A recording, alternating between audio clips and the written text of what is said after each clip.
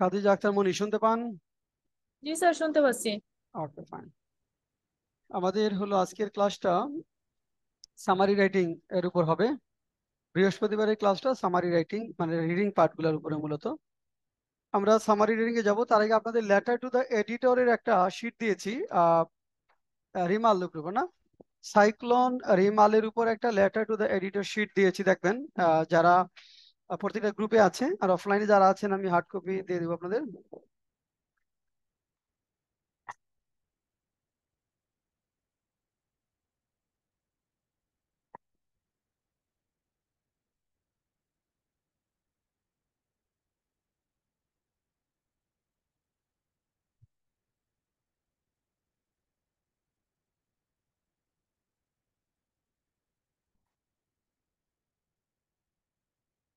এটার উপর আমাদের লেটার টু দ্য এডিটর দিয়েছি, এটা একটু পড়ে নিবেন।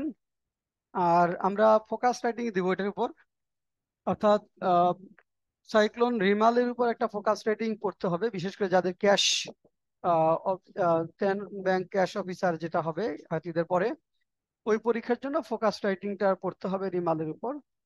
ওইটা আমরা রেডি করে ফেলেছি, আপনাদের খুব শীঘ্রই দিব।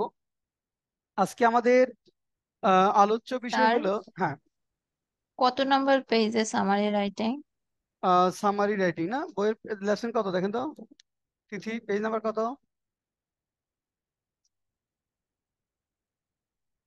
সামারি রাইটিং 9th এডিশনের পেজ কত, লেসন কত? 19-20 দিকে দেখেন, 19-20 দিকে দেখেন তো। 19-21, আচ্ছা।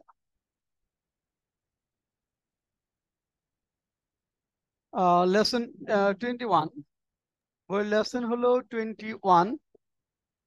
স্যার একটা প্রশ্ন করতে পারি? হ্যাঁ, বলো। স্যার 47তম বিসিএস প্রিলির 15 দিন পরে কি স্যার রিটার্ন অনুষ্ঠিত হবো? না, এরকম হবে কেন? মানে এরকম একটা কথা বললো। না না, এরকম হওয়ার কোনো সুযোগ নাই।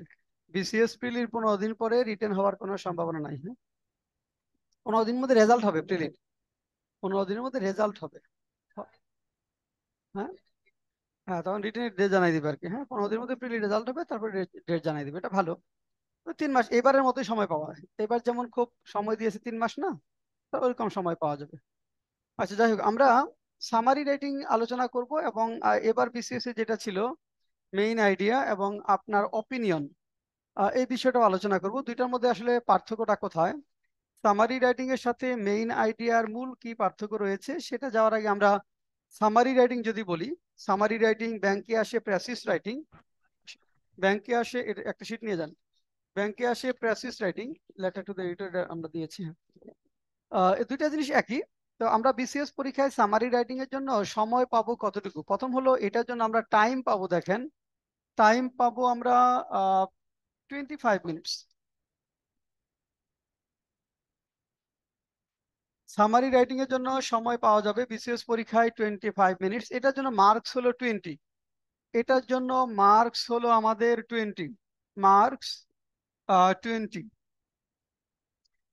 ওয়ার্ড লিমিট 100 ওয়ার্ডস, ওয়ার্ড লিমিট যদি আমরা বলি, ওয়ার্ড লিমিট 100 ওয়ার্ডস। এই তথ্যগুলো মানে আমাদের টাইমটার কথা বলা থাকে না, কিন্তু আপনি 25 মিনিটের বেশি সময় মূলত পাবেন না। 25 মিনিটের বেশি সময় পাওয়া যাবে না, প্রথম কথা যেটা। 25 মিনিটস মতো আমাদের লিখতে হবে। আহ,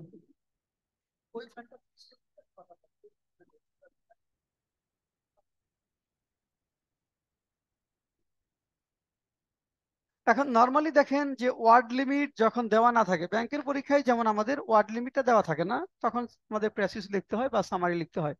তখন কতটুকু লিখতে হবে, নর্মালি হলো যে সামারি সাইজ হলো 1/3 of the original passage. Normal নিয়ম হলো যে 1/3 অফ দ্য অরিজিনাল প্যাসেজ, যখন শব্দের রেঞ্জ না থাকবে, 1/3 of the original passage, of the original passage. Reading প্যাসেজের 1/3, রিডিং প্যাসেজের 1/3 হলো আমার সামারি রাইটিং এর মেইন সাইজ। এটা এইটার মধ্যে আমরা রাখবো, যখন শব্দের সীমা দেওয়া থাকবে তখন আরেকটু ওই রেঞ্জের মধ্যে রাখতে হয়। বিসিএস এ সাধারণত আপনাদের ধরেন প্রায় 1000 শব্দের একটা রিডিং প্যাসেজ দেওয়া থাকে, সেটার 1/3 করতে গেলে কিন্তু 300 হওয়ার কথা, তাই না? সেটাকে আপনার লিখতে হচ্ছে 100-র মধ্যে, মানে এটা একদম প্রিসাইজ ফর্ম, মানে সামারি যেটা একদম জিস্টটা নিয়ে আসতে হচ্ছে। আর নর্মালি যদি ওয়ার্ড লিমিটটা দেওয়া না থাকে, তাহলে আমরা যে কাজটি করব যে সেই ক্ষেত্রে ধরেন একটা রিডিং প্যাসেজ আসছে, ব্যাংকের ক্ষেত্রে যদি বলি যে ধরেন 20 লাইনের একটা রিডিং প্যাসেজ, তাহলে সেটার 1/3 হলে কয় লাইন হবে? সেটা যদি 1/3 হয় কয় লাইন হবে বলেন তো? হ্যাঁ, 7 লাইন হবে। সেটার 1/3 7 লাইন। এখন 7 লাইনে যদি আপনি সামারি লেখেন আপনার খাতায়, কতটুকু হবে? হ্যাঁ, নর্মালি খুব ছোট হবে না, একদম ছোট। তাহলে 7 লাইন, আসলে 7 লাইন কি, ওটা কিন্তু প্রিন্টেড 20 লাইন আছে, সেটার 1/3 লিখবেন আপনি। তার মানে প্রিন্টেড 7 লাইন। প্রিন্টেড 7 লাইন কিন্তু আপনার খাতায়, মানে খাতায় লিখলে 14 লাইন হয়ে যাবে, মানে প্রায় এক পাতা। তাহলে 20 আপু লাইনের একটা পারবে না। রিডিং, 20 লাইনের যদি একটা রিডিং প্যাসেজ থাকে ব্যাংকের পরীক্ষায়, এবং সেটার উপর যদি আপনাকে সামারি লিখতে বলে, প্রেসেজ লিখতে বলে, সেটা 7 লাইন, প্রিন্টেড 7 লাইন, মানে আপনার খাতায় প্রায় 13-14 লাইন, মানে প্রায় এক পেজ হবে। সেটা আমরা পরে যাই। তাহলে বিসিএস এর ক্ষেত্রে সামারি রাইটিং এর ক্ষেত্রে আমাদের টাইম হলো 25 মিনিটস, মার্কস হলো 20, ওয়ার্ড লিমিট হলো 100 ওয়ার্ডস, আর 1/3 of the original passage, normally এটা আমরা বাদ যাই। এখন দেখেন, আমরা 1/3 অফ দ্য অরিজিনাল প্যাসেজ, আমাদের ওয়ার্ড লিমিট দেওয়া থাকে 100 শব্দ। এখানে কিন্তু শব্দের রেঞ্জ, যে প্রিপোজিশন, কনজাংশন, আর্টিকেল, এগুলো সবই ওয়ার্ড। প্রিপোজিশন, কনজাংশনস, আর্টিকেল, এগুলো সবই ওয়ার্ড হিসাবে কাউন্ট হবে। এখন আমি কি তাহলে সামারি লেখার সময় ওয়ার্ড বাই ওয়ার্ড কাউন্ট করব, না কিভাবে করব? না, পরীক্ষার হলে কিন্তু ওয়ার্ড বাই ওয়ার্ড কাউন্ট করা যাবে না, পরীক্ষার হলে ট্রায়াল এন্ড এররে যাওয়া যাবে না। আগে থেকেই কাউন্ট করে রাখতে হবে যে আপনি এক পেজে কত শব্দ লিখেন। এক পেজে, তিথি বলেন তো কত শব্দ লেখেন আপনি? জানেন না? আবে এক পেজে কত শব্দ লেখেন? জানেন না? রাসেল জানে না? আচ্ছা, সাবিনা ইয়াসমিন এক পেজে কত ওয়ার্ড লেখেন? আসসালামু আলাইকুম স্যার। ইসলাম, হ্যাঁ, এক পেজে আপনি কত ওয়ার্ড লেখেন? একটা খাতার একটা পেজে কত ওয়ার্ড লেখেন? স্যার আমার এমনিতে 15-16 লাইন মানে লিখতে পারি, তারপর আবার এক একটা লাইনে 10টা ওয়ার্ড থাকে। আচ্ছা, তারপর অনেক বেশি। এখন নর্মাল সাইজ যদি ফন্ট বলি, আপনাদের নর্মাল যে ফন্ট, সেটা হলো 7 to 8 words, 7 to 8 words per line. আর পার পেজ হলো দেখেন 15 লাইন্স অন এন অ্যাভারেজ, 14 থেকে 15 লাইন্স পার পেজ। দেখেন তো এই রেঞ্জটা কিনা আপনাদের? ডক্টরদের অনেক ছোট। তাহলে 7 বা 8 ওয়ার্ডস পার লাইন, আমরা যদি বলি 7 থেকে 8 ওয়ার্ডস পার লাইন, আর 14 থেকে 15 লাইন্স পার পেজ। দেখেন তো এই রেঞ্জ হয় আপনাদের? গুনে দেখেন তো, এটাই না? অ্যাভারেজ ফন্ট যারা লেখেন তাদের এটা হবে। তাহলে 14 লাইন যদি লেখেন 7 ওয়ার্ড, কত হয় এক পৃষ্ঠায়? এত বড়টা 80। ধরাইলা 7 14 কত? তো ঝুলতে থাকে ঝুলতে থাকে ঝুলতে 7 14 কত? হ্যাঁ, 98 স্যার। 98, ওকে। তার মানে 100। যে 15 লাইনও লেখেন তাহলে 105, মানে 5-10 শব্দ প্লাস মাইনাস হলে কোনো অসুবিধা নেই। তার মানে আমরা স্যার যেটা হবে করব, হবে এটাই হবে। যাদের সাইজ হলো 7 8 ওয়ার্ডস, পার পেজ 14 15 লেখেন, তারা এক পেজ লিখবেন সামারি রেডি, তারা এক না পেজ লিখবেন। আমার লাগে আর আজকে ক্লাস আছে। আর যদি আপনার নওশিন সাউন্ড হচ্ছে, আর যদি আপনার এমন হয়, যদি আপনার এমন হয় যে আপনি ধরেন পার লাইনে 10 ওয়ার্ড লেখেন এবং পার পেজে প্রায় 20 লাইন চলে আসে, এরকম এত ছোট যদি হয়, তাহলে কিন্তু 200 হয়ে যাচ্ছে আপনার পার পেজে ওয়ার্ড। তাহলে আপনার অর্ধেক পেজ লিখতে হবে।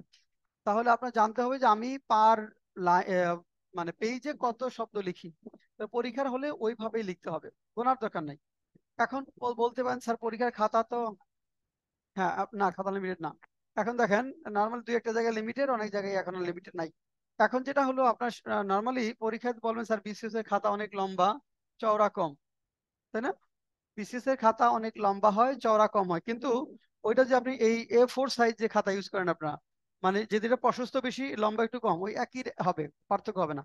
ওইখানে চওড়ায় শব্দ কম হবে, ধরেন একটা করে ওয়ার্ড কম হবে, ওইটা 3-4টা লাইন বাড়বে, কারণ শব্দের সীমা ঠিকই থাকবে। এখন আপনি যে খাতা ইউজ করেন, এই খাতায় এক পেজে যত ওয়ার্ড হয়, এই সেটা নেন, বিসিএস এ এটা এক পেজে ঠিক ততটুকুই হবে। বিসিএস এ ঠিক ততটুকু হবে। কাজে আপনি এখন থেকে প্র্যাকটিস করবেন, এখন যেভাবে লেখেন ওইভাবেই লিখবেন, ফাঁকা ফাঁকা করে লেখা দরকার নাই। ফাঁকা ফাঁকা করে লেখার অভ্যাসটা করবেন না, প্রথম কথা যেটা। না, একটু কম না, ফাঁকা ফাঁকা করে লেখলে এটা ভালো প্রেজেন্টেশন হয় না। পরীক্ষার খাতায় এখন যেও লেখেন ওইভাবেই লিখবেন, এটা হলো ভালো। আচ্ছা, তাহলে দেখেন, তাহলে আমরা লিখবো সামারি নর্মালি আমাদের যে ফ্রন্ট সাইজ তাতে 1 পেজ। প্রতি পেজে যদি আমি 14-15 লাইন লিখি, 7-8 ওয়ার্ড যদি পার পেজে লিখি, তাহলে আমার হবে মানে এক পেজ লিখলেই আমার 100 ওয়ার্ড হবে। প্লাস মাইনাস 5-10 শব্দ হলে অসুবিধা নেই।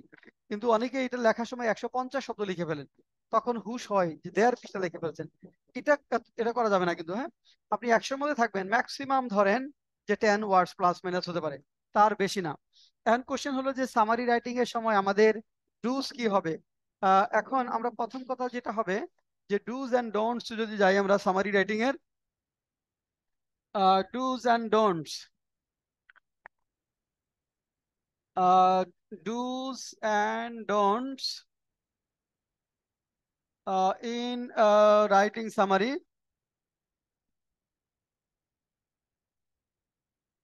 সামারি রাইটিং এর আমাদের কি কি করণীয়, কি কি বর্জনীয়।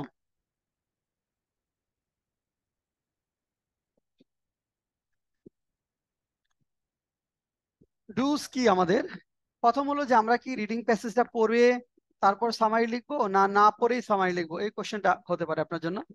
আবার অনেকে বলেন স্যার থিমেটিক কোশ্চেন যেগুলো থাকে ওইগুলো যদি আমি একটু প্লাস মাইনাস করে সামারিতে লিখে আসি তাহলে হবে কিনা। এই ধরনের কোশ্চেন আপনারা অনেকেই করেন। প্রথম কথা হলো যে আপনার রিডিং প্যাসেজটা পড়তে হবে, কারণ যেহেতু এখানে আমাদের থিমেটিক কোশ্চেন লিখতে হয়, রিডিং প্যাসেজ লিখতে হয়, মানে সামারি লিখতে হয়, এই জন্য রিডিং প্যাসেজ অবশ্যই পড়তে হবে। আমি কি করব, থিমেটিক কোশ্চেন যখন আনসার করব তখনই রিডিং প্যাসেজটা পড়বো। অর্থাৎ থিমেটিক কোশ্চেন যে প্রথম যে 10টা কোশ্চেন দেওয়া থাকে, এবার অবশ্য 6টা ছিল 45-এ, ওই 6টা বা 10টা কোশ্চেন আনসার করার সময় আপনি রিডিং প্যাসেজটা পড়বেন। রিডিং প্যাসেজ পড়ার সময় বলেছিলাম কি করতে হবে, বিসিএস পরীক্ষার্থী যারা, কঠিন ওয়ার্ডগুলোর নিচে আন্ডারলাইন করতে হবে, তাই না? কারণ এটা ওই যে সেন্টেন্স মেকিং এর সময় এখান থেকে ওয়ার্ডটা আসবে। যারা বিসিএস ব্যাংকের ক্ষেত্রে ওটা না হলেও হবে, বিসিএস এর ক্ষেত্রে আমাদের কঠিন যে ওয়ার্ডগুলো থাকে, যেহেতু সেন্টেন্স মেকিং এর বিষয় আছে, ওই ওয়ার্ডগুলোর নিচে আন্ডারলাইন করতে হবে, প্রথম কাজ যেটা। আর আরেকটা কাজ হলো যে প্রত্যেকটা প্যারা যদি প্যারা বেসড হয়, প্রত্যেকটা প্যারার আপনার ইটা কি, থিমটা কি, প্রত্যেকটা প্যারা থিমটা কি, ওটা 1-2 শব্দে প্যারার সামনে যে আপনি লিখে রাখেন, তাহলে থিমেটিক কোশ্চেন লেখার সময় সুবিধা হয়, যে এটা এই প্যারা কোশ্চেন খুঁজে পেতে সুবিধা হয়। তাহলে আমরা প্রত্যেকটা প্যারা বেস হলে যে 1-2 শব্দে লিখে রাখবো এই প্যারার থিমটা হলে এটা এই বিষয় নিয়ে আলোচনা করছে, তাহলে থিমেটিক কোশ্চেন লেখার সময় এটা আমরা দ্রুত খুঁজে পাবো। আর তখন আবার সামারি লেখার সময় সুবিধা হবে যে এই প্যারাগুলা এই বিষয়গুলো নিয়ে আলোচনা করছে। আচ্ছা, তাহলে আমরা রিডিং প্যাসেজটা পড়বো। আর সবচেয়ে ভালো হলো থিমেটিক কোশ্চেন আনসার করার পর পরই সামারিটা লিখতে পারলে ভালো। থিমেটিক কোশ্চেন মানে 1-এর পরেই 6 বা 1-এর পরেই 5, তার মানে থিমেটিক কোশ্চেন আনসার করার পর পরই সামারি লেখার চেষ্টা করবেন। থিমেটিক কোশ্চেন্স মানে 1 নম্বর প্রশ্ন যেটা, থিমেটিক কোশ্চেন লেখার পরপরই, থিমেটিক কোশ্চেন্স লেখার পরপরই পরপরই সামারি রাইটিং লিখতে পারলে ভালো। সামারি রাইটিং বিসিএস এর জন্য বলছি, লিখতে পারলে ভালো। ব্যাংকের ক্ষেত্রে তো সিকোয়েন্স থাকে অনেক সময়, মানে সিকোয়েন্স মেনটেন করতে হয়, সেক্ষেত্রে সিকোয়েন্স মেনটেন করবেন। বিসিএস এর ক্ষেত্রে সিকোয়েন্স মেনটেনের কোনো ঝামেলা নেই। তাহলে আমি থিমেটিক কোশ্চেনের পরপরই সামারি রাইটিং এ চলে যাব। থিমেটিক কোশ্চেন লেখার পরপরই আমি সামারি রাইটিং এ লিখব। থিমেটিক কোশ্চেন আনসার করতে গিয়ে আপনার রিডিং প্যাসেজ সম্পর্কে একটা ক্লিয়ার আইডিয়া হয়ে যাবে, তাই না? থিমেটিক কোশ্চেন যখন পড়বেন, 6টা-10টা থিমেটিক কোশ্চেন যখন আনসার করবেন, তখন রিডিং প্যাসেজ সম্পর্কে আপনার ক্লিয়ার অনেকখানি ধারণা তৈরি হয়ে যাবে। তারপরে যখন আপনি সামারি রাইটিং লিখবেন আরেকবার পড়তে হবে রিডিং প্যাসেজ, আরেকবার পড়তে হবে সামারি রাইটিং লেখার আগে। এখন দেখেন যে যদি আপনি থিমেটিক কোশ্চেন লেখলেন, তারপর অন্যান্য কোশ্চেনে গেলেন, তারপরে আবার এখানে আসলে এর মধ্যে কিন্তু অনেক কিছু আপনার ব্রেন থেকে চলে যাবে, তাই না? তো এই জন্য আমরা বলি যে থিমেটিক কোশ্চেন লেখার পরপরই আপনি টানা সামারিটা লিখে ফেলেন, এটা হলো বেস্ট অপশন। আচ্ছা, ওকে, তাহলে আমরা তাহলে রিডিং প্যাসেজটা পড়বো এবং থিমেটিক কোশ্চেন লেখার পরপরই আমরা সামারি রাইটিংটা লেখার চেষ্টা করব। এখন সামারি রাইটিং যেটা লিখবো আমরা, সামারি রাইটিংটা আসলে কিভাবে লিখতে হবে, এটা মূলত আসলে 3টা পার্ট থাকবে সামারি রাইটিং এর মধ্যে। 3টা পার্ট মানে 3টা পার্ট হলেও একটা প্যারাগ্রাফের মধ্যে হবে, মানে 3টা পার্ট থাকবে। দেখেন, প্রথম হলো যে সামারি রাইটিং এর ক্ষেত্রে একটা ইন্ট্রোডাক্টরি লাইন থাকবে একটা প্যারার মধ্যে। হ্যাঁ, একটা প্যারার মধ্যে হবে, মানে প্যারা আলাদা করা যায়, একটা প্যারার মধ্যে লিখতে হবে, লিখলেই ভালো। অর্থাৎ সামারিটা ধরেন একটা প্যারার মধ্যে সামারি লিখতে হবে একটি প্যারাগ্রাফ, একটি প্যারাগ্রাফের প্যারাতে। তো তিনটি পার্ট এখানে থাকবে, এখানে তিনটি পার্ট থাকবে, তিনটি পার্ট থাকবে। প্রথম হলো একটা ইন্ট্রোডাক্টরি লাইন থাকবে, ইন্ট্রোডাক্টরি একটা লাইন আসবে। সেকেন্ড পার্ট যেটা হলো ধর মেইন আইডিয়া, আর এখানে কনক্লুসিভ লাইন। দেখেন এখানে সামারির ক্ষেত্রে তিনটা বিষয়, একটা হলো ইন্ট্রোডাক্টরি লাইন, মেইন আইডিয়া, বা এখানে আমরা যদি বলি যে মেইন আইডিয়া বা gist of the reading passage, তারপরে একটা কনক্লুসিভ লাইন থাকবে। তাহলে ইন্ট্রোডাক্টরি লাইন, মেইন আইডিয়া বা জিস্ট, কনক্লুসিভ লাইন। ইন্ট্রোডাক্ট সবগুলো সামারি মানে এটাই, সামারি মানে এটা, মানে একটা ইন্ট্রোডাক্টরি লাইন। ইন্ট্রোডাক্টরি লাইনটা কিন্তু আপনার নিজের মতো তৈরি করা যাবে না, এটা রিডিং প্যাসেজ থেকে আসতে হবে। কনক্লুসিভ লাইন কিন্তু নিজের মতো আনা যাবে না, আপনি রিডিং প্যাসেজ থেকে আসতে হবে। তারপরে রিডিং প্যাসেজের মূল বিষয়বস্তুটা কি সেটা নিজের ভাষায় তুলে ধরতে হবে। রিডিং প্যাসেজে যে মূল বিষয়বস্তুটা সেটা নিজের ভাষায় তুলে ধরতে হবে। এখন দেখেন এই যে মেইন আইডিয়া বা জিস্ট বা সামারি, যেটা আপনার এইবার 45 BCS এই পার্টটুকু শুধু আসছে, যে বলেছে যে এই রিডিং প্যাসেজের একটা মেইন আইডিয়াটা কি, তিনটা জিনিস 20 নাম্বার তিনটা ভাগে ভাগ করে চাইছে। একটা টাইটেল দিতে বলছে, রিডিং প্যাসেজের একটা টাইটেল দিতে বলছে যেখানে 3 নাম্বার। এটা কিন্তু আগের বিসিএস এও ছিল, আগের বিসিএস এ আপনার ওই থিমেটিক কোশ্চেনের লাস্ট কোশ্চেনটা ছিল টাইটেল। যেহেতু থিমেটিক কোশ্চেন 10টা থেকে 6টা নিয়ে আসে, টাইটেলটা ওইখানে না রেখে এখানে নিয়ে আসে, একই জিনিস না এটা? তাহলে এটা কিন্তু আলাদা কিছু না, তাহলে এটা আলাদা কিছু না। তাহলে পার্থক্য কি? পার্থক্য হলো যে এখানে আপনার মেইন আইডিয়া, আরেকটা বলছে গিভ ইউর অপিনিয়ন, মানে অ্যাড ইউর অপিনিয়ন। না, 45 টাইটেলটা চাইতো থিমেটিক কোশ্চেনের মধ্যে, থিমেটিক কোশ্চেনের লাস্ট কোশ্চেনটা ছিল টাইটেল। আর এবার যেহেতু ওইখানে চায় না এখানে চাইছে, তার মানে ওইখানে চাই না এবার এখানে চাইছে, মানে টাইটেল একটা লিখতে হবে রিডিং প্যাসেজ থাকলে।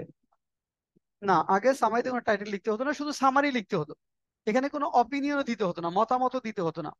আসলে এবার অপিনিয়নটা চেয়েছে, অপিনিয়ন চাওয়াতে যদি অপিনিয়ন চায় বা অপিনিয়ন না চায় তাহলে কতটুকু পার্থক্য হবে, this is the question. Opinion চাওয়া এবং না চাওয়ার মধ্যে সামারি রাইটিং বা আমরা এটা যদি লিখি, এটা মূলত আমাদের কতটুকু পার্থক্য হবে সেটা যদি আমরা জানতে চাই। প্রথম কথা হলো যে দেখেন এই যে মেইন আইডিয়া, এই জায়গার রিডিং প্যাসেজটা মূলত কি নিয়ে আলোচনা করছে ওই জিনিসটাই থাকবে, মানে এটা বাড়বে না খুব বেশি। রিডিং প্যাসেজটা যে বিষয়টা নিয়ে আলোচনা করছে 3-4 লাইনে হবে এটা মূলত। মেইন আইডিয়াটা রিডিং এটা 3-4 লাইনের বেশি সাধারণত হবে না, 3-4 লাইন, ম্যাক্সিমাম ধরেন 5 লাইনস। মেইন আইডিয়াটা নর্মালি 5 লাইন, হয়তো আপনি যেহেতু একটু মার্কস একটু বেশি হয়তো 2-1 লাইন অ্যাড করলেন, তার মানে মেইন আইডিয়াটা নর্মালি 4-5 লাইনের মধ্যেই হয়। কিন্তু যেহেতু এখানে মার্কস একটু বেশি, তাহলে মেইন আইডিয়াটা আমরা একটু ইলাবোরেট করবো, সাধারণত টোটাল জিসটা সেখানে তুলে ধরতে হয়। তার কিন্তু যখন অপিনিয়ন চায়, মানে অপিনিয়ন মানে হলো যে বলতে পারেন সাপোর্টিং আইডিয়া। অপিনিয়ন মানে আমরা বলতে পারি যে অনেকটা সাপোর্টিং আইডিয়া, যে মেইন আইডিয়াটা এটা কেন এই রিডিং প্যাসেজের মেইন আইডিয়া, সেই বিষয়টা মতামত চাইছে, যে এই এই বিষয়টাই কেন এই রিডিং প্যাসেজের মেইন আইডিয়া, যে এই কারণে যে এই রিডিং প্যাসেজটা এই বিষয়টা নিয়ে আলোচনা করেছে, এই বিষয়টা ফোকাস করেছে এইটা, এবং এই কারণে এইটাই হলো আমাদের রিডিং প্যাসেজের মেইন আইডিয়া। এবং এখানে কিছু মতামত আপনার দেওয়া যাবে, যে এই রিডিং প্যাসেজটা যে এইভাবে এটা করলে এটা করা যাবে, এখানে জাস্ট আপনার অপিনিয়ন কিছু যেহেতু করছে এখানে অপিনিয়নটা দেওয়া যাবে। আমি আবারও বলছি, মেইন আইডিয়াটা যা জিস্ট একদম, সেটা আপনি চাইলে 1-2 লাইন একটু বড় করতে পারেন, যেহেতু মার্কস এখানে ছিল 7 বোধহয়। হ্যাঁ, আর আপনার অপিনিয়ন যেটা চাইছে সেখানে বোধহয় 10 এরকম একটা মার্কস ছিল। তার মানে এই যে অপিনিয়ন, এটা মেইন আইডিয়া কেন, এটা আপনি কেন এটাকে সাপোর্ট করছেন, এটাই কেন এই রিডিং প্যাসেজের মেইন আইডিয়া, কিভাবে এটা মেইন আইডিয়া হচ্ছে, বা আপনার আরো কোনো এখানে বিষয় এক্সপ্লেনেশন আছে কিনা, এই বিষয়গুলো একটু বড় করে এখানে লিখতে হবে। যদি শুধু সামারি চায় তাহলে আপনার অপিনিয়নটা এখানে আসবে না ওইভাবে, টোটাল রিডিং প্যাসেজের বিষয়গুলো আমার তুলে ধরতে হবে। একটা ইন্ট্রোডাক্টরি লাইন থাকবে, কিন্তু যখন আমার মেইন আইডিয়া থাকবে সেখানে কোনো ইন্ট্রোডাক্টরি লাইন থাকবে না। মেইন আইডিয়া যখন চাইবে সেখানে কোনো কনক্লুসিভ লাইন থাকবে না। আমি আবার বলছি, মেইন আইডিয়ার মধ্যে কোনো ইন্ট্রোডাক্টরি এবং কোনো কনক্লুসিভ লাইন থাকবে না, কিন্তু সামারির মধ্যে ইন্ট্রোডাক্টরি লাইন এবং কনক্লুসিভ লাইন থাকবে, যেগুলো রিডিং প্যাসেজ থেকেই আনতে হবে। আর এখানে আমাদের যখন অপিনিয়ন যেটা চাইছে, সেই মেইন আইডিয়াটাকে আমাকে একটু ইলাবোরেট এক্সপ্লেন করতে হবে, এবং আমার কিছু মতামত এখানে দেওয়া যাবে। অর্থাৎ এখানে রিডিং প্যাসেজ পড়ে আপনি কি বুঝলেন, এই রিডিং প্যাসেজ দ্বারা কি মেসেজ বিয়ার করছে, এটা থেকে আমাদের শিক্ষার বিষয়টা কি, ওই রিলেটেড যে আপনার যে নলেজ, সেটা আপনি এখানে অ্যাড করতে পারবেন। কিন্তু শুধু সামারি চাইলে ব্যক্তিগত কোনো পরামর্শ দেওয়া যাবে না। তাহলে পার্থক্যটা কোথায় দেখেন? তার মানে যখন আপনাকে অপিনিয়ন অ্যাড করতে বলবে, তখন ব্যক্তিগত অপিনিয়ন দেওয়া যাবে, কিন্তু যখন শুধু সামারি চাইবে, তখন ব্যক্তিগত অপিনিয়ন দেওয়া যাবে না। তাহলে সামারি যখন লিখবো, তখন আমার ইন্ট্রোডাক্টরি প্যারা থাকবে, রিডিং প্যাসেজের মূল বিষয়গুলো আমি স্টেপ বাই স্টেপ নিয়ে আসবো, এবং তারপরে একটা কনক্লুসিভ লাইন দিব। কিন্তু যখন মেইন আইডিয়া এবং আপনার অপিনিয়ন অ্যাড করতে বলবে, তখন মেইন আইডিয়া একটু ছোট হবে, আমার অপিনিয়ন আমি মেইন আইডিয়াটা একটু এক্সপ্লেইন করব বা সাপোর্ট করব। তারপর যদি আমার কোনো অ্যানালাইসিস থাকে, আমার কোনো মিনিং থাকে, কোনো রিয়েলাইজেশন থাকে, কোনো অপিনিয়ন থাকে, সেটা আমি আমার অপিনিয়নের মধ্যে তুলে ধরবো। বুঝতে পেরেছেন? কিন্তু এই জায়গাটুকু শুধু সামারি চাইলে লেখা যাবে না, মানে এই অর্থে কিছুটা পার্থক্য রয়েছে। এই অর্থে তাহলে আমরা এখন দেখেন সামারির ক্ষেত্রে প্রথম কথাই হলো, দেখেন সামারির মূল কথাই হলো যে পার্সোনাল কোনো অপিনিয়ন দেওয়া যাবে না। তার আগে যাই, তাহলে আমরা ইন্ট্রোডাক্টরি প্যারাটা কোথা থেকে নিব? ইন্ট্রোডাক্টরি প্যারাটা কোথা থেকে নিব? এটা কি প্রথম প্যারাতেই থাকবে, না শেষের প্যারায় থাকবে, না মাঝের প্যারায় থাকবে? মানে ইন্ট্রোডাক্টরি লাইনটা আমি কোথা থেকে নিব? ইন্ট্রোডাক্টরি লাইনটা হলো যে আপনি রিডিং প্যাসেজ যখন পড়বেন, পড়ার সময় মানে আপনার মনে হতে পারে যে এই লাইনটা নিলে এটার ইন্ট্রোডাকশনটা ভালো শুরু করা যায়। সেটা রিডিং প্যাসেজে থার্ড প্যারা থেকে আসতে পারে, ফোর্থ প্যারা থেকে আসতে পারে, পঞ্চম প্যারা থেকে আসতে পারে, প্রথম প্যারা না শিখ প্রথম প্যারা থেকে আসতে পারে। মানে অর্থাৎ রিডিং প্যাসেজে যে প্যারাগুলো দেওয়া আছে, যে লাইনটা নিলে মনে হয় যে আপনি এটা দিয়ে শুরু করা দরকার, সেটা নিজের ভাষায় ওই লাইনটা উপস্থাপন করবেন ইন্ট্রোডাকশনে। তাহলে নিজের ভাষায় ওই লাইনটা আমরা উপস্থাপন করব ইন্ট্রোডাকশনে। এখন দেখেন সামারি কিন্তু বলাই হয়েছে যেটা কি হতে হবে, নিজের ভাষায় হতে হবে। আসলে নিজের ভাষায় কিভাবে হবে? সামারি তো অবশ্যই নিজের ভাষায়। দেখেন সামারি প্রথম হলো যে আমরা কিভাবে নিজের ভাষায় করব।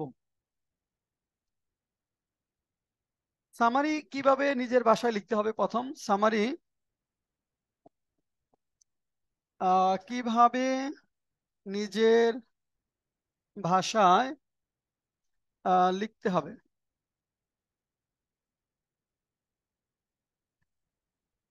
Summary in your own words, 100 ওয়ার্ডস এর কথা বলা থাকে। ধরেন একটা বিষয় আসছে এরকম যে আহ, এখানে কজ এন্ড রিলেশন, বা এখানে ধরেন বাংলাদেশ গভর্নমেন্টের একটা ডেভেলপমেন্ট অ্যাক্টিভিটিস নিয়ে একটা রিডিং প্যাসেজ আসে। সেখানে ডেভেলপমেন্ট অ্যাক্টিভিটিস এর কথা বলা হয়েছে, যে ডেভেলপমেন্ট অ্যাক্টিভিটিস অফ দা ধরেন ইনকামবেন্ট গভর্নমেন্ট, এরকম একটা বিষয় আছে। সেখানে যে সরকার ধরেন কিছু ডেভেলপমেন্ট অ্যাক্টিভিটিস অলরেডি বাস্তবায়ন করেছে, সেখানে হয়তো কয়েকটা প্যারা আছে। একটা প্যারায় পদ্মা ব্রিজ নিয়ে কথা বলেছে, সেখানে এটা বাস্তবায়নের ফলে কি কি সুবিধা হয়েছে। তারপরে ধরেন আরেকটা প্যারাতে আপনার মেট্রো রেল নিয়ে কথা বলেছে, আরেকটা প্যারা কর্ণফুলী টানেল, একটা অ্যাটমিক পাওয়ার প্লান্ট, এরকম ডেভেলপমেন্ট অ্যাক্টিভিটিস গুলো নিয়ে আসে 10টা। এখানে ধরেন আপনার আসে 10টা প্যারা, প্রত্যেকটার মধ্যে একটা করে ডেভেলপমেন্ট প্রজেক্ট এবং তার সুফলগুলো আলোচনা করছে। এইভাবে 10টা ডেভেলপমেন্ট অ্যাক্টিভিটিস নিয়ে আলোচনা করা হয়েছে, এবং 10টার মধ্যে ওই প্যারার ওই রিলেটেড সুফলগুলো আলোচনা করছে। এরপরে আরো দুইটা বিষয় আছে, ধরেন দুইটা প্যারাগ্রাফ আছে, যেখানে সরকার ভবিষ্যতে সামনের দিনগুলোতে কি কি পদক্ষেপ নিতে যাচ্ছে সেটা নিয়ে আলোচনা করছে, এবং এর ফলে কি কি সুবিধা হতে পারে সেটা আলোচনা করছে। এরকম একটা বিষয় নিয়ে ধরেন আপনার রিডিং প্যাসেজটা আসে। তাহলে আমার প্রথম কাজ হলো যে আমি যখন রিডিং প্যাসেজটা পড়বো, মানে এখানে যে ডেভেলপমেন্ট যে প্রজেক্টগুলো কমপ্লিট হয়ে গেছে, সেই প্রজেক্টগুলো কি কি, মানে কি কি প্রজেক্ট ধরেন কমপ্লিট হয়ে গেছে। অর্থাৎ যেসব বিষয়গুলো মানে একই ধরনের তথ্য আমরা একই প্যারায় লিখবো। অর্থাৎ যে ধরেন এখানে যে সকল প্রজেক্ট গুলা কমপ্লিট হয়েছে, যেমন পদ্মা ব্রিজ, মানে সরকার মানে প্রথম একটা ইন্ট্রোডাক্টরি লাইন আপনি লিখলেন যে present government under the vision leadership Sheikh Hasina has implemented a number of projects to change the life and livelihood of 17 crore people of this country। এরকম একটা ইন্ট্রোডাক্টরি লাইন লিখলেন। এখন দেখেন এর মধ্যে তারপরে যেটা হলো, এই প্রজেক্টগুলোর মধ্যে যে যে যে প্রজেক্টগুলো অলরেডি কমপ্লিট হয়েছে, মানে the projects that have already been completed include, সেটা কি কি? পদ্মা ব্রিজ ধরেন আসবে, মেট্রো রেল আসবে, কর্ণফুলী টানেল, এইভাবে ধরেন 10টা এর নাম লিখলেন, তাহলে ওগুলা এক লাইনে হয়ে যাবে। তাহলে যে সকল প্রজেক্ট কমপ্লিট হয়ে গেছে সেগুলা এক লাইনে, ধরেন এক্সাম্পল যদি বলি, তার মানে যে সকল প্রজেক্ট মানে ইন্ট্রোডাক্টরি লাইনের পরেই যে সকল প্রজেক্টগুলো কমপ্লিট হয়ে গেছে, যেসব প্রজেক্ট ইতিমধ্যে কমপ্লিট হয়ে গেছে, ইতিমধ্যে কমপ্লিট হয়ে গেছে হয়ে গেছে সেগুলোর নাম উল্লেখ করতে হবে। এখানে সেগুলো উল্লেখ করতে হবে, ধরেন এক এক 2-3 লাইনের মধ্যে, একসাথে 2-3 লাইনে, 2-3 লাইনের মধ্যে। আমি লাইন পাবো কয়টা? 15টা ম্যাক্সিমাম, তাই না? আমি তো সর্বোচ্চ 100 ওয়ার্ডে কয়টা লাইন পাবো? 15টা লাইন পাবো। তারপরে ইন্ট্রোডাক্টরি 1 বা 2 লাইনে হতে পারে। তাহলে এখানে যে সকল ধরেন প্রজেক্ট ইতিমধ্যে কমপ্লিট হয়ে গেছে সেগুলো আমি একসাথে সব লিখে ফেললাম। এখন এই যে প্রজেক্টগুলো থেকে যে বেনিফিটস গুলো আমরা পাচ্ছি সেগুলো পরের লাইনে লিখি।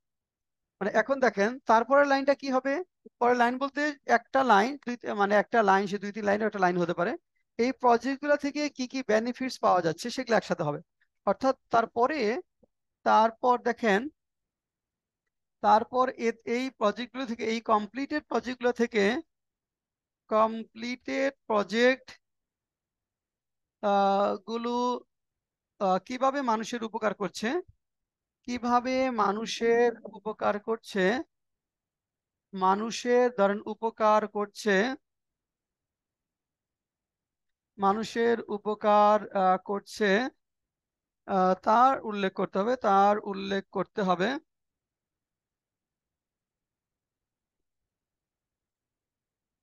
দেখেন আমরা প্রজেক্ট যেগুলো কমপ্লিট সেগুলো রাখলাম, তারপর এই কমপ্লিটেড যে প্রজেক্টগুলো আছে এগুলা মানুষের উপকার করছে, এগুলো কিভাবে মানুষের উপকার করছে সেগুলো আমরা লিখবো। ধরেন এর মাধ্যমে কি হচ্ছে যে মানে আমাদের এক জায়গা থেকে প্রথম যেগুলা যাতায়াত অনেক সুবিধা হচ্ছে, তাই না?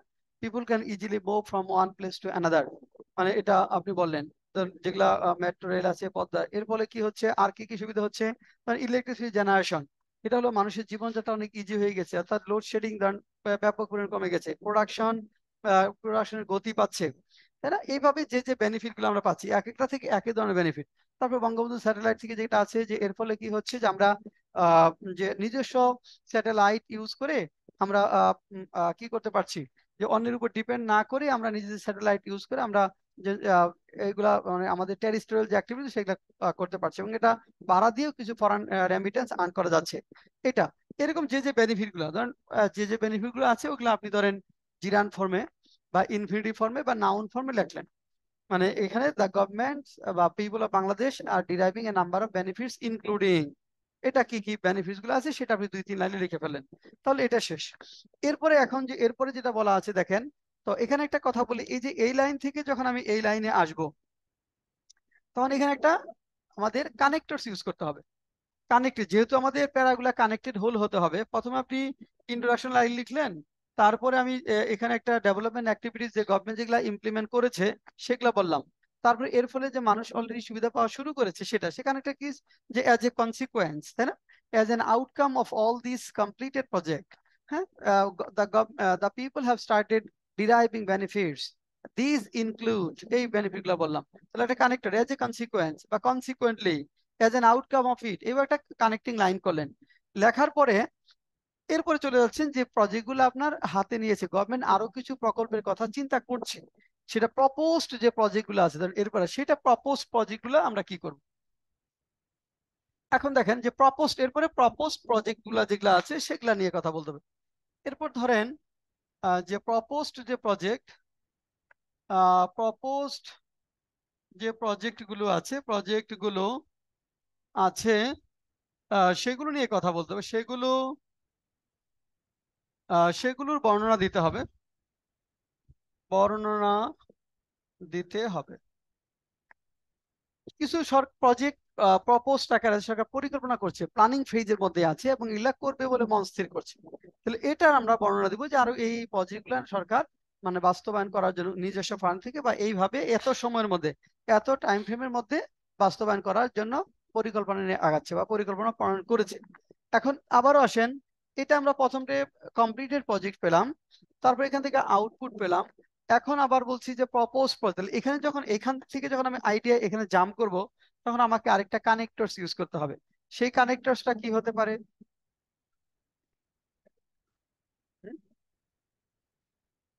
প্যাসেজ তো একটা বিষয় থাকবে, সেগুলো এইভাবেই আসবে, যাই থাকুক। এটা তো এই ডেভেলপমেন্ট এইটাই থাকবে, এটা তো বলি নাই।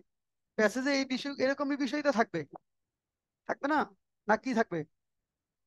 এরকমই থাকবে, হয় কজ এন্ড সলিউশন থাকবে, অথবা ডেভেলপমেন্ট অ্যাক্টিভিটি নিয়ে থাকবে, অথবা ক্লাইমেট চেঞ্জ নিয়ে থাকবে, তাই না? এগুলাই তো থাকবে। এখন যেটাই থাকুক, মানে আপনি এইভাবেই আগাতে হবে, প্রথম কথা যেটা। এখন ধরেন এই কাজগুলো একরকম, পরে আরেক ধরনের কাজ আসে, আরেক ধরনের তথ্য হঠাৎ করে। হ্যাঁ, না বিসাইডস তো হলো এক ধরনের তথ্য যখন লিখবেন তখন বিসাইডস হয়। বিপরীতমুখী বা নতুন ধরনের যখন হবে, যে এখানে হ্যাঁ, স্যার অপর in line with. In line with দেওয়া যাবে। ইন লাইন উইথ আর কি দেওয়া যেতে পারে? না, দেওয়ার পর দেওয়া যাবে না, দেওয়ার পরের সাথে মিলবে না, কারণ এটা বলছি কমপ্লিটেড প্রজেক্টের পরে আমি যাচ্ছি প্রপোজড যে প্রজেক্টগুলো আলোচনা নেওয়া হচ্ছে সেগুলোর কানেক্টরস আমি ওইখানে চলে যাব জাম্প করে। তো এখানে দেখেন আপনি এখানে যেটা অধিকন্তু যদি এরকম হয় ধরেন যে এই প্রজেক্টগুলো থেকে ওই প্রজেক্টগুলো বেশি গুরুত্বপূর্ণ, তখন আপনি মোর ওভার ইউজ করতে পারেন, অধিকন্তু আনতে পারি।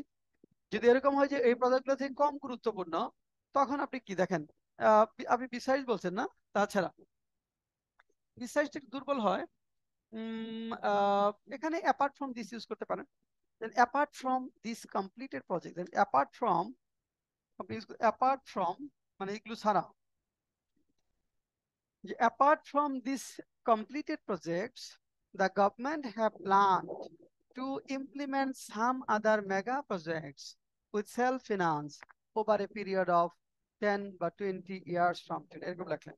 তাহলে অ্যাপার্ট ফ্রম, তাছাড়া এখন আপনি সেই প্রজেক্টগুলোর নাম বললেন, যে এই প্রজেক্ট নামগুলো বললেন, এরপরে বেনিফিট বলতে হবে, যে এইগুলো বলা আছে যে এই প্রজেক্টগুলো থেকে এই বেনিফিট গুলো গভর্নমেন্ট পাবে, এখনো পাওয়া শুরু করে না, ফিউচারে। তাহলে দেখেন এখন মানে পটেনশিয়াল বেনিফিট পরের প্যারাতে যখন আছে, আপনি পটেনশিয়াল বেনিফিটের কথা যখন বলবেন, দেখেন পটেনশিয়াল বেনিফিট, পটেনশিয়াল বেনিফিটস, এই যে এই আমরা এই প্রজেক্টগুলো থেকে আমরা এই পটেনশিয়াল বেনিফিট পাবো, তখন কিন্তু যে এটা উইল ইউজ না করে উড ইউজ করতে হয়, যেটা ভবিষ্যতে পাওয়া যাবে সেটা উড ইউজ করতে হবে, অথবা ইট ইজ এক্সপেক্টেড দ্যাট, মানে এখানে মানে it is expected that use করবেন। এটা যখন লিখবেন যে ইট ইজ এক্সপেক্টেড দ্যাট হ্যাঁ the country would, the country বা countryman would derive some other benefits, some other যেটা দেওয়া থাকবে আর কি, benefits from soon after the হ্যাঁ এখানে after the implementation,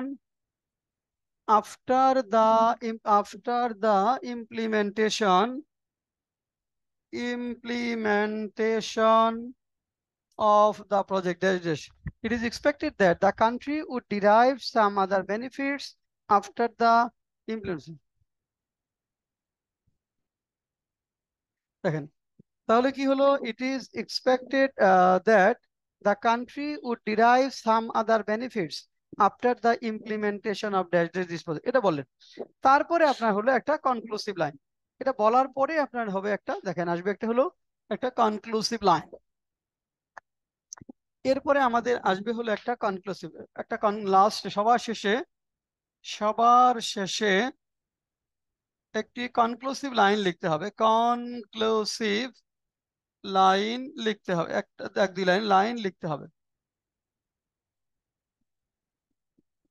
conclusive line লিখতে হবে। এটা কিন্তু অবশ্যই আপনার অপিনিয়ন না, এটা কিন্তু রিডিং প্যাসেজ রিলেটেড হতে হবে, এটি অবশ্যই রিডিং প্যাসেজ রিলেটেড হতে হবে, আপনার ব্যক্তিগত মতামত না। এটা সামারি যখন লিখবেন, এটি অবশ্যই রিডিং প্যাসেজ রিলেটেড হতে হবে, এটি অবশ্যই রিডিং প্যাসেজ রিলেটেড হতে হবে। রিডিং প্যাসেজে নাই এমন কোনো তথ্যের অবতারণা সামারি রাইটিং এ লেখা যাবে না। রিডিং প্যাসেজে নেই এমন কোনো তথ্যের অবতারণা সামারি রাইটিং এ করা যাবে না। রিডিং প্যাসেজে নেই, দেখেন রিডিং প্যাসেজে নেই, প্যাসেজে নেই এমন কোনো তথ্যের অবতারণা, তথ্যের অবতারণা সামারি সামারি রাইটিং এ আনা যাবে না। রিডিং প্যাসেজে নেই এমন কোনো তথ্যের অবতারণা সামারি রাইটিং এ আনা যাবে না। কিন্তু যখন অ্যাড ইউর অপিনিয়ন বলবে, মেইন আইডিয়ার পর যখন বলবে অ্যাড ইউর অপিনিয়ন, সেখানে আপনার যে সেলফ অ্যানালাইসিস, যেটা সেলফ রিয়েলাইজেশন, যেটা আপনার যেটা বুঝেছেন সেই পার্টগুলো এখানে আপনি আনতে পারবেন। কিন্তু শুধু সামারি যখন লিখতে বলবে তখন এখানে ব্যক্তিগত কোনো মতামত, ব্যক্তিগত কোনো পছন্দ অপছন্দ এগুলো আনা যাবে না, যেগুলো রিডিং প্যাসেজে নেই এরকম কোনো তথ্যের অবতারণা করা যাবে না। শুধুমাত্র নিজের অপিনিয়ন যদি বলে, অ্যাড ইউর অপিনিয়ন, যে মেইন আইডিয়াটা কি অ্যাড ইউর অপিনিয়ন, সেই অ্যাড ইউর অপিনিয়নের মধ্যে আপনি প্রথমে মেইন আইডিয়াটাকে সাপোর্ট করবেন, অ্যানালাইসিস ব্যাখ্যা করবেন যে এটা এই কারণে রিডিং প্যাসেজের মেইন আইডিয়া, কারণ এটা এই বিষয় নিয়ে আলোচনা করেছে, এটা এভাবে করেছে, এটা। তারপরে আপনার মতামত যে এখানে মূলত লেখক বা এই রিডিং প্যাসেজ যিনি লিখেছেন লেখক, এটা তার মানে ইন্ট্রিনসিক ভিউ হলো যে এই ভাবে এটা সিস্টেমটা চলবে, এইভাবে সিস্টেমগুলো চালাতে হবে, এর ফলেই কেবল ম্যাক্সিমাম বেনিফিট ডিরাইভ করা যাবে। যেটা আপনি গেস করেন, সেই অ্যাজিউম করেন, সেটা আপনি আপনার অপিনিয়ন অ্যাড যখন হবে তখন ওগুলা কিন্তু সামারি, শুধু যদি সামারি রাইটিং করতে বলে সামারি রাইটিং আসবে না। আচ্ছা, এখন সামারি রাইটিং এর সময় আরো কিছু ডুজ আছে। যেমন প্রথম হলো যে সামারি লেখার সময় আমাদের এখানে ধরেন ইনডিরেক্ট স্পিচে হতে হবে। ইনডিরেক্ট স্পিচে মানে ডিরেক্ট স্পিচে কোনো মানে জায়গা নেই, কোটেশন থাকবে না, ইনভার্টেড কমার ভিতরে কোনো কিছু থাকবে না সামারি রাইটিং এ। তাহলে প্রথমে দেখেন যে সামারি রাইটিং এর ক্ষেত্রে মানে সামারি রাইটিং লিখতে হবে ইনডিরেক্ট স্পিচে, এখানে কোনো কোটেশন টোটেশন থাকবে না। সামারি রাইটিং হতে হবে ইনডিরেক্ট স্পিচে। সামারি রাইটিং সামারি রাইটিং হতে হবে ইনডিরেক্ট স্পিচে।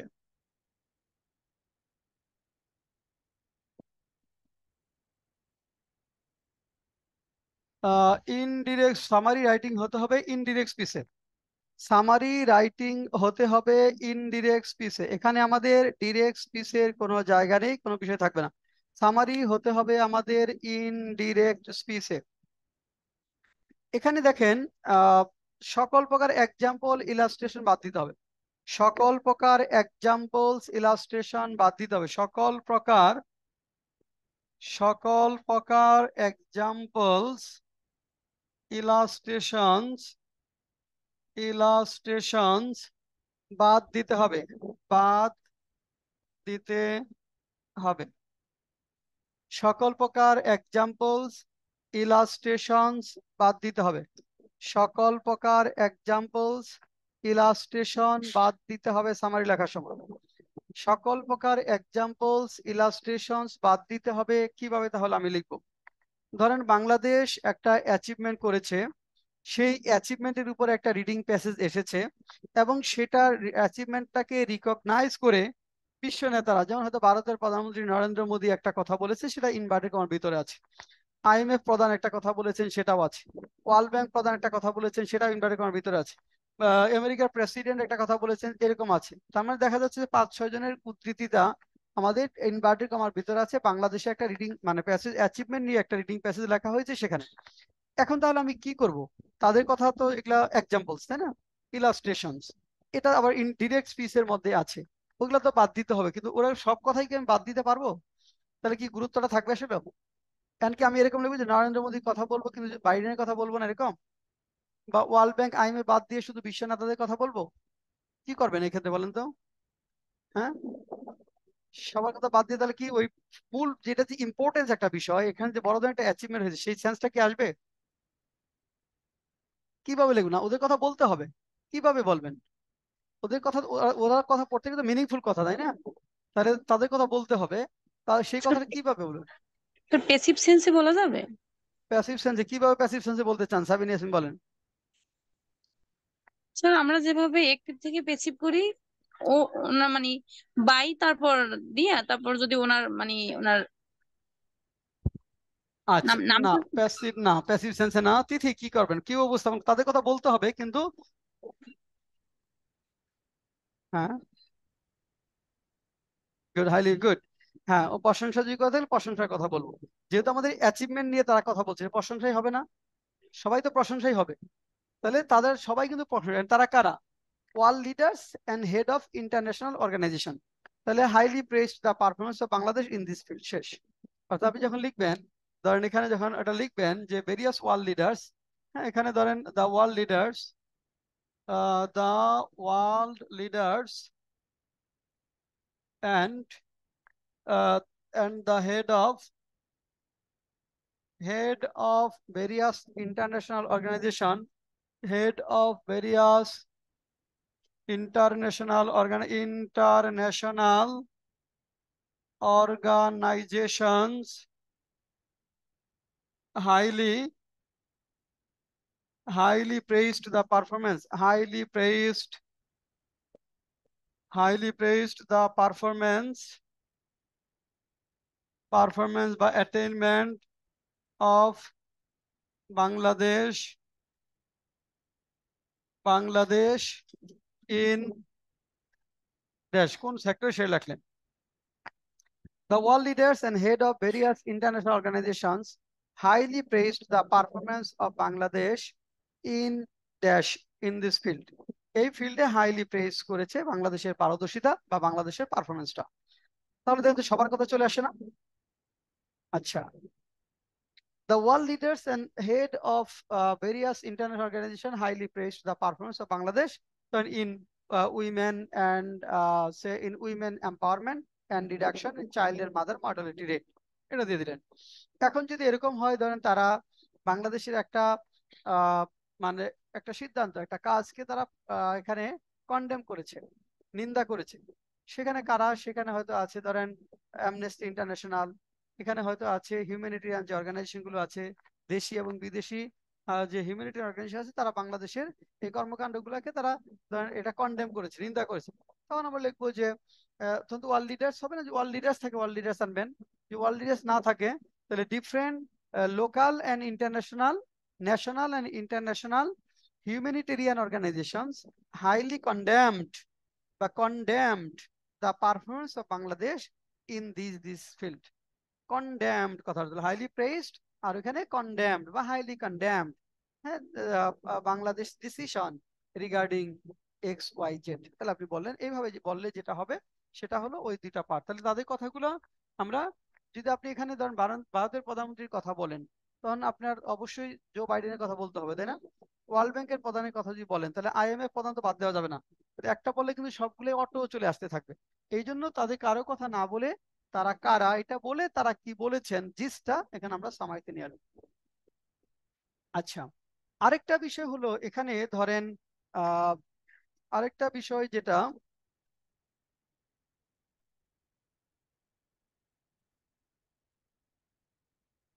এখানে রিটোরিক্যাল এক্সপ্রেশনের কোনো জায়গা নেই। অর্থাৎ সামারি রাইটিং এর ক্ষেত্রে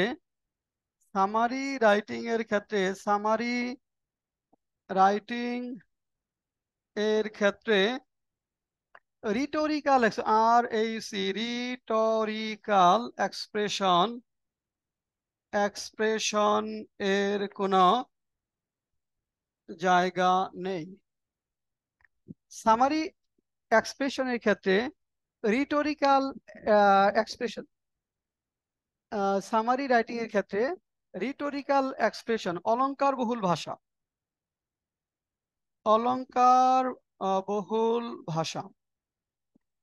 রিটোরিক্যাল এক্সপ্রেশনের কোনো জায়গা নেই। সামারি রাইটিং এর ক্ষেত্রে রিটোরিক্যাল এক্সপ্রেশন বা অলংকার বহুল ভাষার কোনো জায়গা নেই। অলংকার বহুল ভাষাটা কি?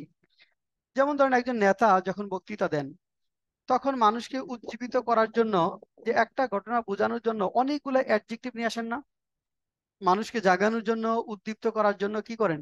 অনেকগুলো অ্যাডজেক্টিভ নিয়ে আসেন। মানুষ জেগে উত্তেজিত হয়ে যায়, রাস্তায় নেমে আসে, দিয়ে নাতা পালাইয়া চলে যাচ্ছে। মানে এই যে বিষয়টা দেখেন, তার মানে মানুষ রেগে রাস্তায় ভাঙচুর শুরু করে দিচ্ছে একদম সব দাবি দেওয়া আদায় করার জন্য।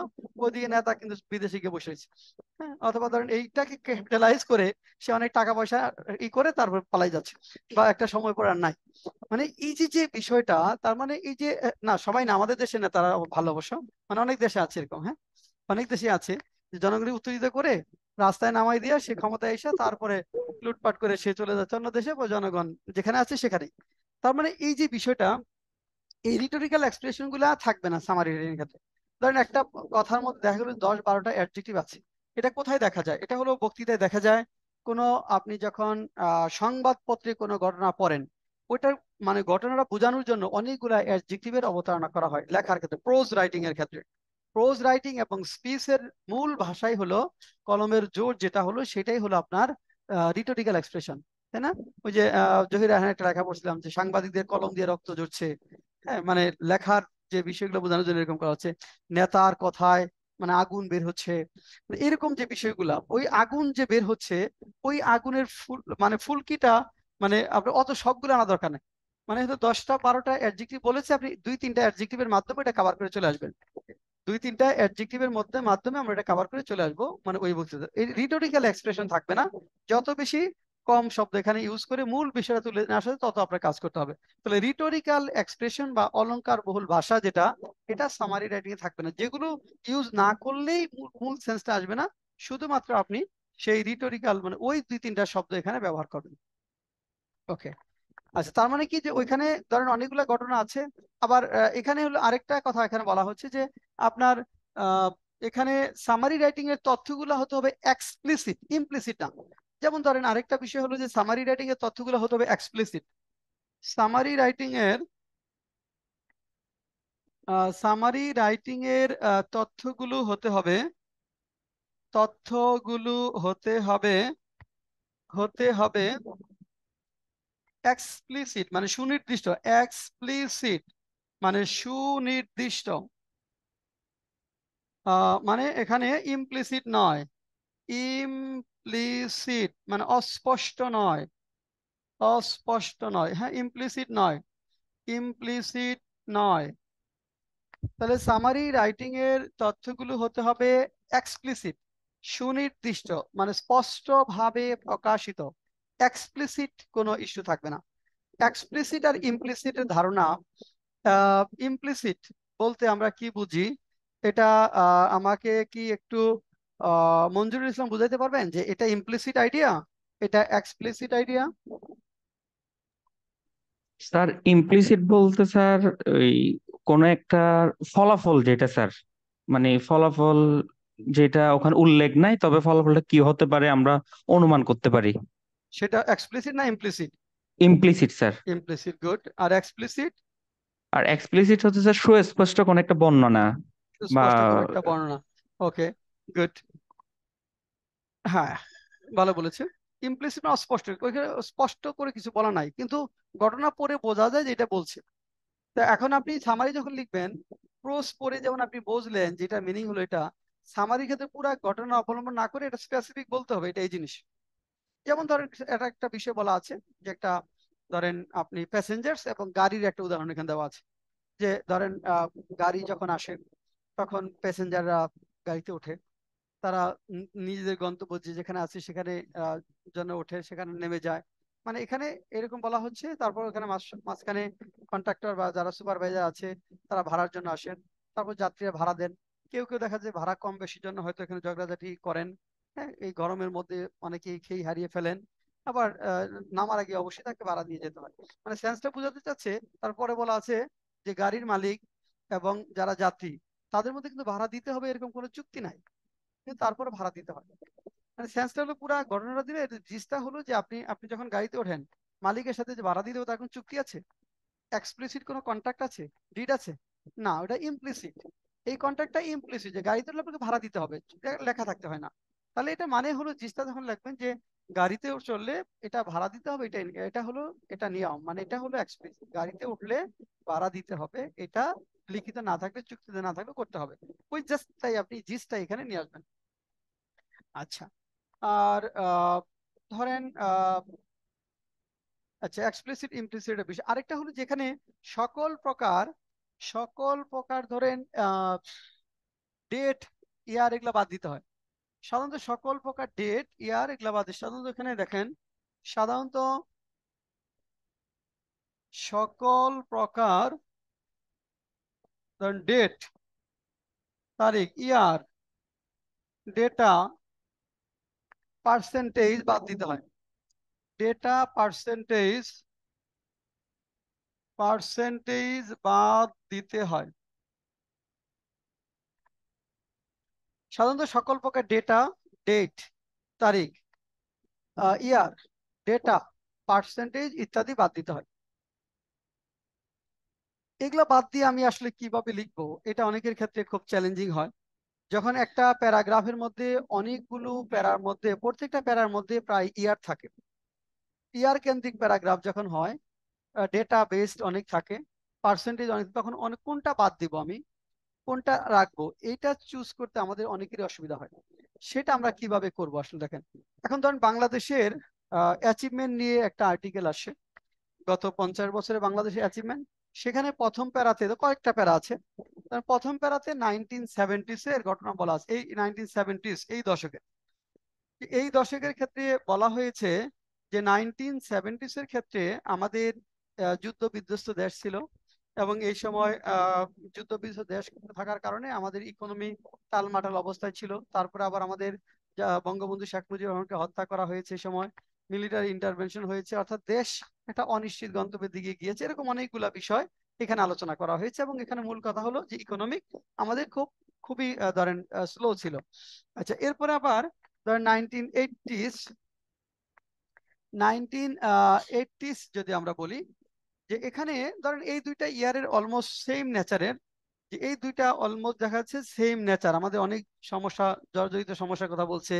ইলিটারেসি ছিল বিশাল, লিটারেসি রেট ছিল অনেক কম, টেকনোলজিক্যাল গ্যাপ ছিল বিশাল, মানে সম্পদ ছিল সীমিত। এরকম কারণে আমাদের ইকোনমিক গ্রোথটা স্লো হয়েছে। এরপরে আবার দেখা যাচ্ছে যে আপনার ধরেন এখানে 1990s এর তথ্য আছে, এই সময় থেকে আমাদের ধরেন মিডিয়াম গ্রোথ হয়েছে। এই সময় ডেমোক্রেসি প্রতিষ্ঠা শুরু হয়েছে, এখানে শিক্ষার হার বাড়া শুরু হয়েছে, হ্যাঁ, তারপর এখানে মানুষ আস্থা বাড়ছে, ইত্যাদি ইত্যাদি বিষয়গুলো এখানে আসে। তো এটার জন্য এখানে ধরেন এখানে স্লো, মানে স্লো গ্রোথ, ধরেন এখানে আছে মিডিয়াম গ্রোথ, ইকোনমিক ইস্যুগুলোর ক্ষেত্রে হয়তো বলা আছে। আবার এখানে 2000s যেটা আছে,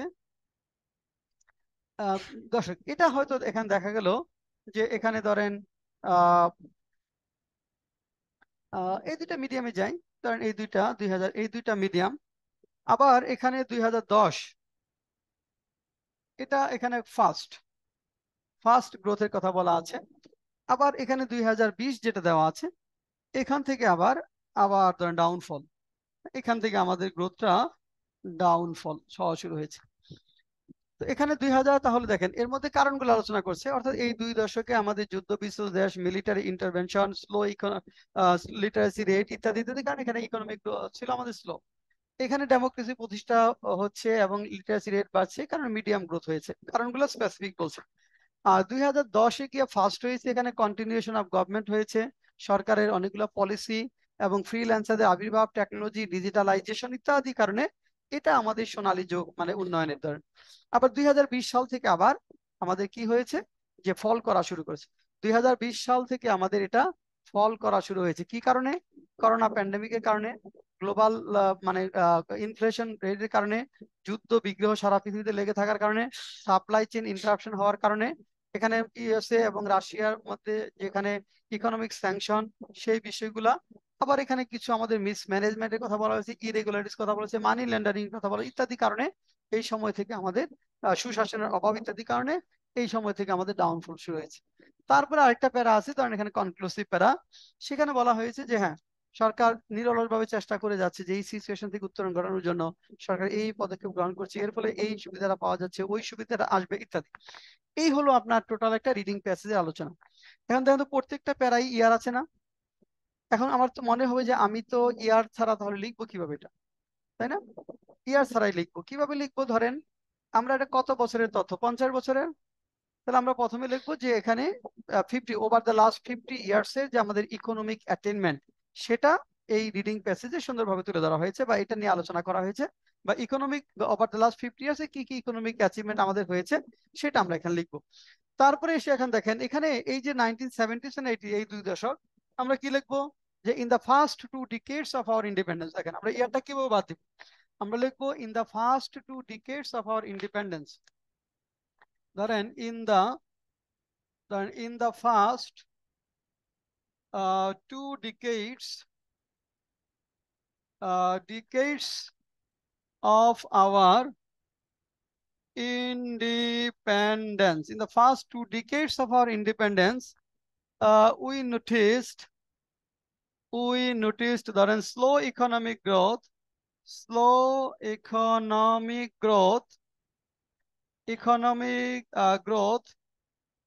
in almost all the indices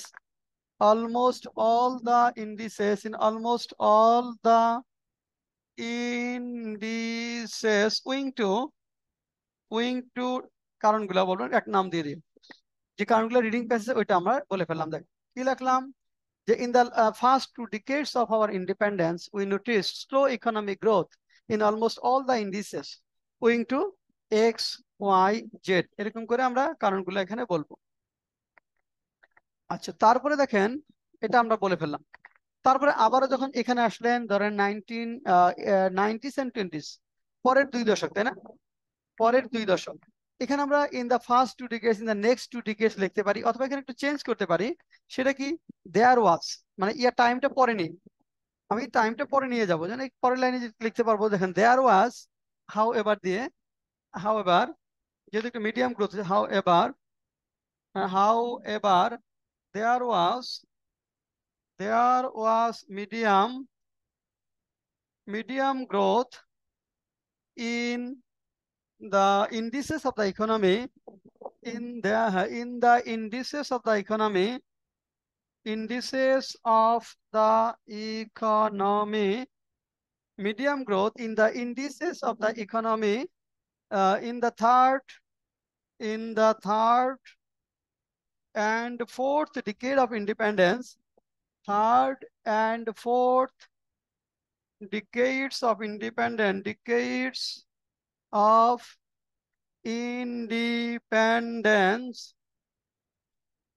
economy in the third and fourth decades of independence, এখানে because of এই কারণগুলো বললেন, because of এই কারণ।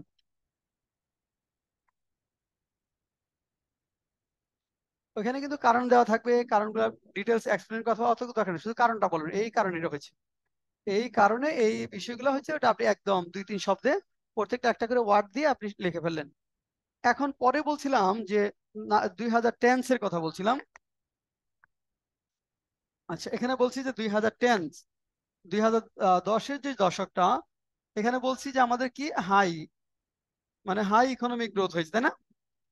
তাহলে দেখেন খেয়াল করেন, আমরা প্রথমে স্লো ছিল, তারপর মিডিয়াম গ্রোথ হয়েছে, এখানে হাউ এভার কানেক্টরস দিলাম। এখন হাই ইকোনমিক গ্রোথ হয়েছে, মানে আমরা সবচেয়ে বেশি ডেভেলপমেন্ট পেয়েছি। এখানে যখন আমি আসবো তখন একটা কানেক্টরস ইউজ করতে হবে। সেই কানেক্টরসটা কি হবে, কি কানেক্টরস দিলে এখানে সেন্সটা, না মোর আবার না, sir on the other hand দিতে পারেন। অন দা আদার হ্যান্ড ভালো আসবে না, দেন না, বাট না। এখন দেখেন আমি এখানে যদি কানেক্টর দেই, দেখেন সারপ্রাইজিংলি অথবা অ্যাস্টনিশিংলি লেখা যাবে। তো এটা তো সবচেয়ে বেশি গ্রোথ, তাহলে এটা আশ্চর্যের বিষয় না? তাহলে এই শব্দটাই আমাকে মিন করবে যে আমি কি লিখবো এখানে। সারপ্রাইজিংলি, দেখেন সারপ্রাইজিংলি, আশ্চর্যের বিষয় হলো, দেখেন এখানে সারপ্রাইজিংলি বলে Bangladesh attained high economic growth,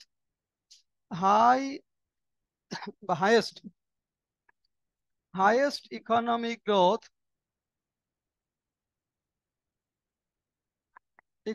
growth in the fourth decade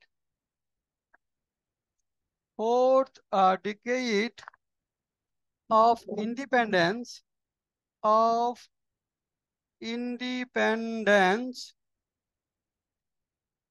okay, economic growth, fourth decade of independence for কি কি কারণের জন্য? এখানে হয়তো ফরের পর বলা আছে prudent leadership, continuation of the government, তাই না? এখানে ধরেন প্রুডেন্ট পলিসি, তারপর এখানে আমরা যদি বলতে চাই যে টেকনোলজি ক্যানি পিপল, প্রযুক্তি বান্ধব মানুষ পিপল, তারপরে এখানে হলো যে উইমেন ফ্রেন্ডলি গভর্নমেন্ট, এরকম ধরেন 4-5টা নাম আছে। পর সেগুলো নামগুলো হয়তো জিরান্ড আকারে অথবা নাউন আকারে অথবা আমরা ইনফিনিটিভ আকারে এটা দিয়ে দেব, তাহলে এটা শেষ। এখন আসেন, এখন আবার 2020-এর দশকে বলছি যে এখান থেকে ডাউনফল হচ্ছে, তাহলে এখানে আবার আরেকটা কানেক্টরস ইউজ করতে হবে। সেই কানেক্টরসটা কি হবে? আনফরচুনেটলি দেওয়া যায়, অথবা হ্যাঁ গুড, আনফরচুনেটলি দেওয়া যায়, গুড। আর কি দিতে পারি? Sadly, yes. তাহলে দেখেন স্যাডলি, স্যাডলি, স্যাডলি, বা we notice with sad sorrow that, sadly. হ্যাঁ, দুঃখের বিষয় হলো দেখেন যে ফিফথ ডিকেড অফ ইন্ডিপেন্ডেন্স, তাই না, যে এখানে আমাদের এই যে আমরা ফিফথ ডিকেডস অফ ইন্ডিপেন্ডেন্স এসে যে coming to the fifth decade of independence our economic মানে সিচুয়েশনটা আবার অনেকটা ব্যাড শেপের মধ্যে পড়েছে। আর স্যাডলি দেখেন যে coming to the fifth decade of independence,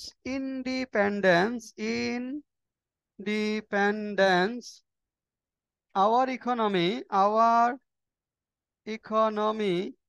দেখেন has fallen in, দেখেন has fallen in the grave crisis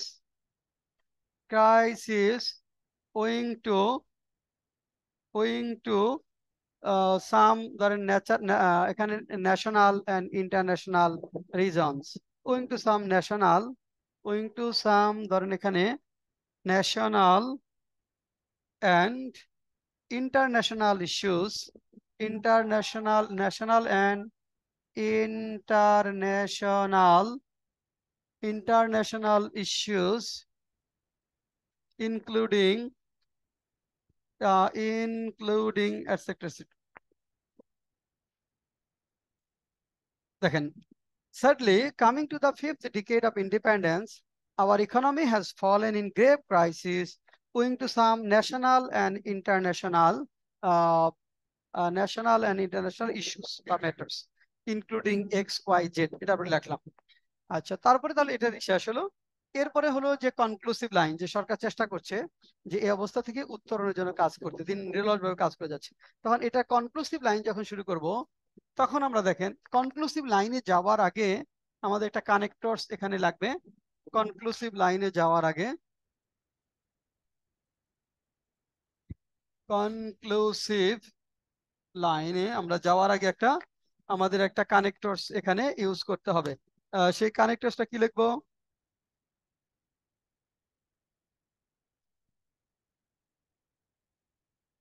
sir after all.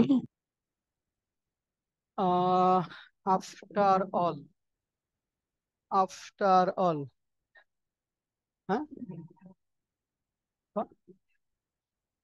ফাবল, ফাবল। আচ্ছা, এখানে দেখেন আমরা আফটার অল না দিয়ে এখানে যেটা লিখবো যে it is a matter of hope that, it is a matter of hope that, hopefully না দিয়ে ইট is a matter of, it is a matter of hope that, it is a matter of hope that. আশার কথা হলো the government of Bangladesh and policy makers of the country, যেটাই বলি, the policy makers of the country are trying hard, but have been trying hard, but have taken some steps. And the matter of that, the policy makers of the country, the policy makers of the country, policy makers of the country, দেখেন, it is a matter of hope that the policy makers of the country, দেশের যারা policy maker রয়েছেন, যে হ্যাঁ এখানে যে এখানে are working রিলেন্টলেসলি, are working রিলেন্টলেসলি নিরলস ভাবে কাজ করে যাচ্ছেন, to to fix the economic situation,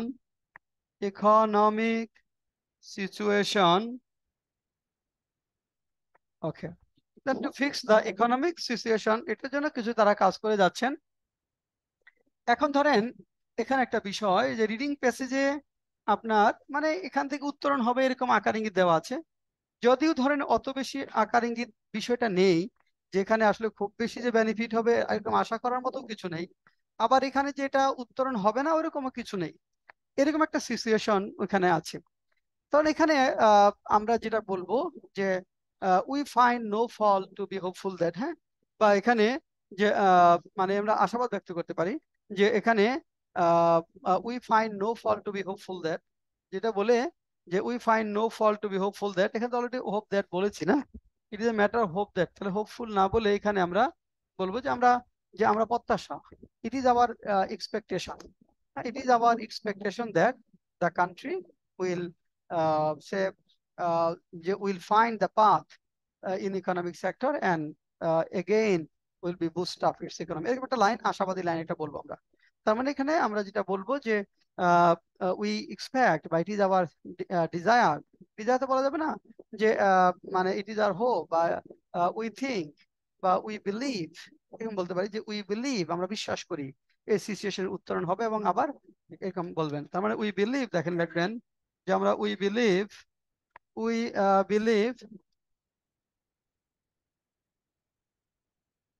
this the turmoil situation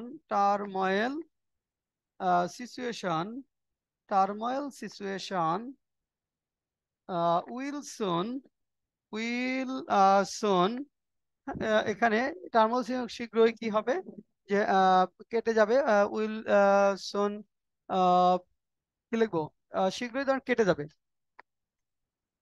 টার্মোল recovery, sir come to and.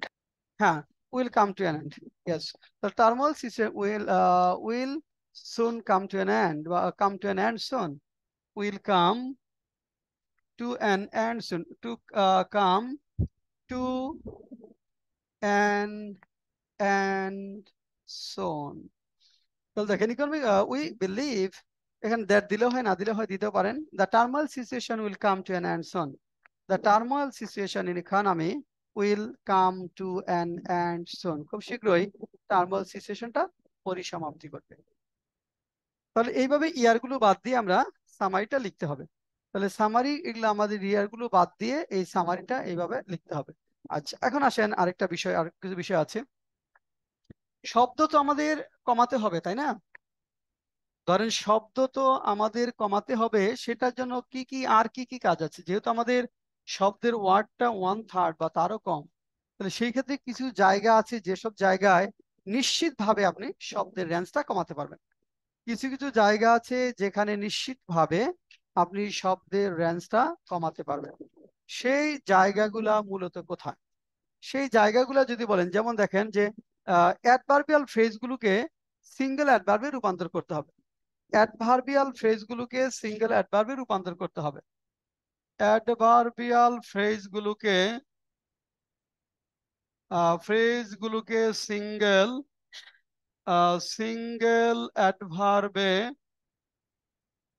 অ্যাডভার্বে রূপান্তর করতে, সিঙ্গেল অ্যাডভার্বে রূপান্তর করতে হবে, অ্যাডভার্বিয়াল ফ্রেজগুলোকে সিঙ্গেল অ্যাডভার্বে রূপান্তর করতে হবে, অ্যাডভার্বিয়াল ফ্রেজগুলোকে সিঙ্গেল অ্যাডভার্বে রূপান্তর করতে হবে। যেমন ধরেন এখানে আছে যে এখানে all on a sudden, all on a all on a sudden, এটা আপনার দেওয়া আছে। আচ্ছা, এটা কি লিখতে পারবো আমরা? সাডেনলি, এখানে once in a blue moon, দেখেন once in a blue moon দেওয়া আছে, কি লিখবো? Rarely, yes, rarely. এখানে কিন্তু অন্য লেখাগুলো অনুবাদ বা ফ্রি হ্যান্ড রাইটিং এর সময় আমরা বলি এগুলো ইউজ করবেন, তাই বলি না, লেখার মানটা ভালো হয়। কিন্তু যখন সামারি হবে এগুলো বাদ দিতে হবে, বুঝতে পেরেছেন? অন্য লেখার সময় এগুলো ইউজ করবো আমরা, মানে অ্যাডভার্বিয়াল ফ্রেজ গুলো, ইডিয়মস এন্ড ফ্রেজ। সামারির সময় এগুলো বাদ দিব শব্দের মানে বার্ডেনটা কমানোর জন্য। তাহলে অল অন এখন ধরেন এখান the practice of many marriages, এখান the practice of many marriages, many marriages, কি লিখবো এটা? পলিগামি, তাই না? পলিগামি। এখন দেখেন এখানে 1 2 3 4টা ওয়ার্ড একটা হয়ে গেল, 1 2 3 4, 1 2 3 4 5টা। তাহলে এই যে 4 5টা শব্দ থেকে যখন আমি একটা শব্দ নিয়ে আসতেছি, এমনি এখানে 1/3 হয়ে যাচ্ছে না? তাহলে ফ্রেমটা কমে যাচ্ছে, ওয়ার্ড ফ্রেমটা। তাহলে এইভাবে আমাকে শব্দের এটা কমাতে হবে, এইভাবে আমাদের শব্দের রেঞ্জটা কমাতে হবে। আরেকটা হলো যে দীর্ঘ কমপ্লেক্স সেন্টেন্স গুলোকে আপনি ইনফিনিটিভ পার্টিসিপল জিরান দিয়ে একটা সিম্পল সেন্টেন্স রূপান্তর করব। মানে দীর্ঘ কমপ্লেক্স সেন্টেন্স গুলোকে একটি মানে ইনফিনিটিভ পার্টিসিপল জিরান ইউজ করে সিম্পল সেন্টেন্স রূপান্তর করতে হয়। মানে দীর্ঘ কমপ্লেক্স সেন্টেন্স গুলোকে আমরা যদি বলি, দেখেন দীর্ঘ কমপ্লেক্স সেন্টেন্স গুলোকে একটি সিম্পল সেন্টেন্সে রূপান্তর করতে হয়। দীর্ঘ কমপ্লেক্স সেন্টেন্স গুলোকে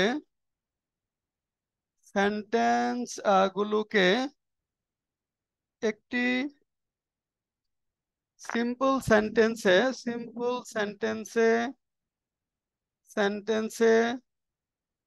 রূপান্তর করতে হয়। দীর্ঘ সিম্পল সেন্টেন্সগুলোকে একটি সিম্পল সেন্টেন্সে রূপান্তর করতে হয় কিসের মাধ্যমে? ইনফিনিটিভ পার্টিসিপল জিরান্ড ইউজ করার মাধ্যমে। আমরা এখনো পড়ি নাই, এটা আপনাদের পড়াবো। সিম্পল রূপান্তর করতে হয় এটা ইনফিনিটিভ পার্টিসিপল এবং জিরান্ডের মাধ্যমে, ইনফিনিটিভ অথবা আননেসেসারি কোনো বিষয় বাদ দেওয়ার মাধ্যমে। এখন ধরেন আমি একটা দীর্ঘ কমপ্লেক্স সেন্টেন্স যদি দেখাই, ধরেন এরকম যদি বলি the students who wish to be BCS cadets,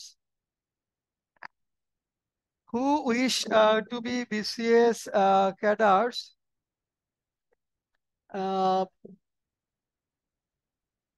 uh, এখানে through the examination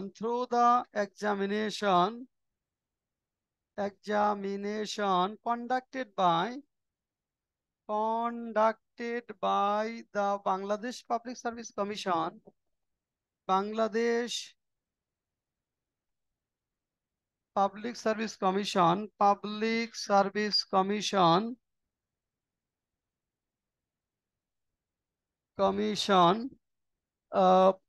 work hard so that they can serve the nation from the big platform. এটা একটা লাইন ধরেন, 1 2 3 4 5 6 7 8 9 10 11 12 13 14 15 16 17 18 19 20 21 22 23 24 25 26 27 28 29 30 31 32টা শব্দ আছে। এটা 1/3 করলে কত? ধরেন 12 13-এর মধ্যে লিখতে হবে, আপনি হয়তো সর্বোচ্চ 15। এই শব্দটা এটা সেন্টেন্সটা আপনি প্রিসাইজ করে জিস্ট করে 12 13 শব্দে লেখেন তো, 12 13 শব্দে এই সেন্টেন্সটা লেখেন।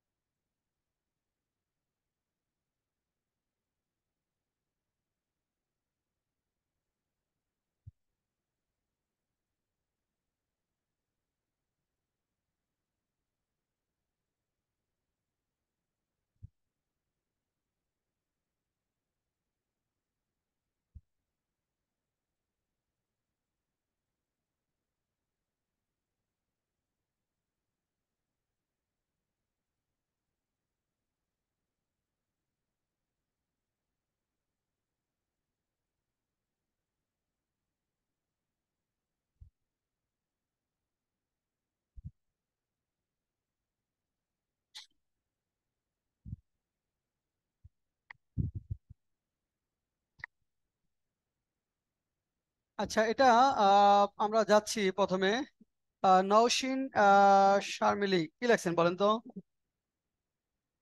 স্যার আমি লিখতে পারি নাই।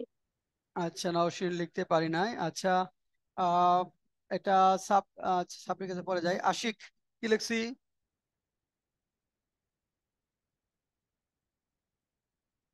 আশিক কি লিখেছি বলেন? The students হ্যাঁ, want just to be a হ্যাঁ carer to হ্যাঁ serve the nation from the big platform. হ্যাঁ, আর বলেন দ্য স্টুডেন্টস, বুঝি নাই। The students, The students want হ্যাঁ to হ্যাঁ become হ্যাঁ BCS cadets to হ্যাঁ, serve the nation from the big platform. হুম, তারপর ওই কঠোর পরিশ্রম করে বিসিএস করতে আসে নাই। না, আসে নাই। সাবরিনা সাবিনা ইয়াসমিন কি লিখলেন? So to be a BCS cadre, the candidate come across with steep work. Come across with Steep work. Stick work, come across with stick work. Big perform একটু বাকি আছে, 50% সেন্স আসে। আচ্ছা, মঞ্জুরুল ইসলাম।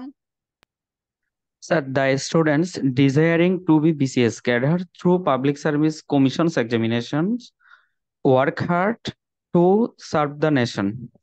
কত শব্দ হয়েছে দেখেন তো? স্যার 14 শব্দ স্যার। 14 শব্দ, হ্যাঁ হয়েছে, তাহলে বেশ ভালো হয়েছে। তিথি কি লিখছি?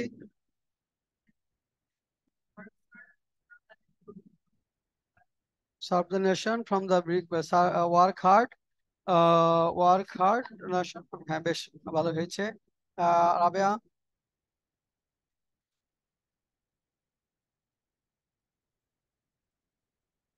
হ্যাঁ হচ্ছে আস্তে আস্তে। নাম কি লিখছি? ইয়ে বলো তো, তোর নামটা খালি বলে গেলাম। তোমার নাম বলো আবার। মেহেদি বলো, হ্যাঁ কি লিখছো?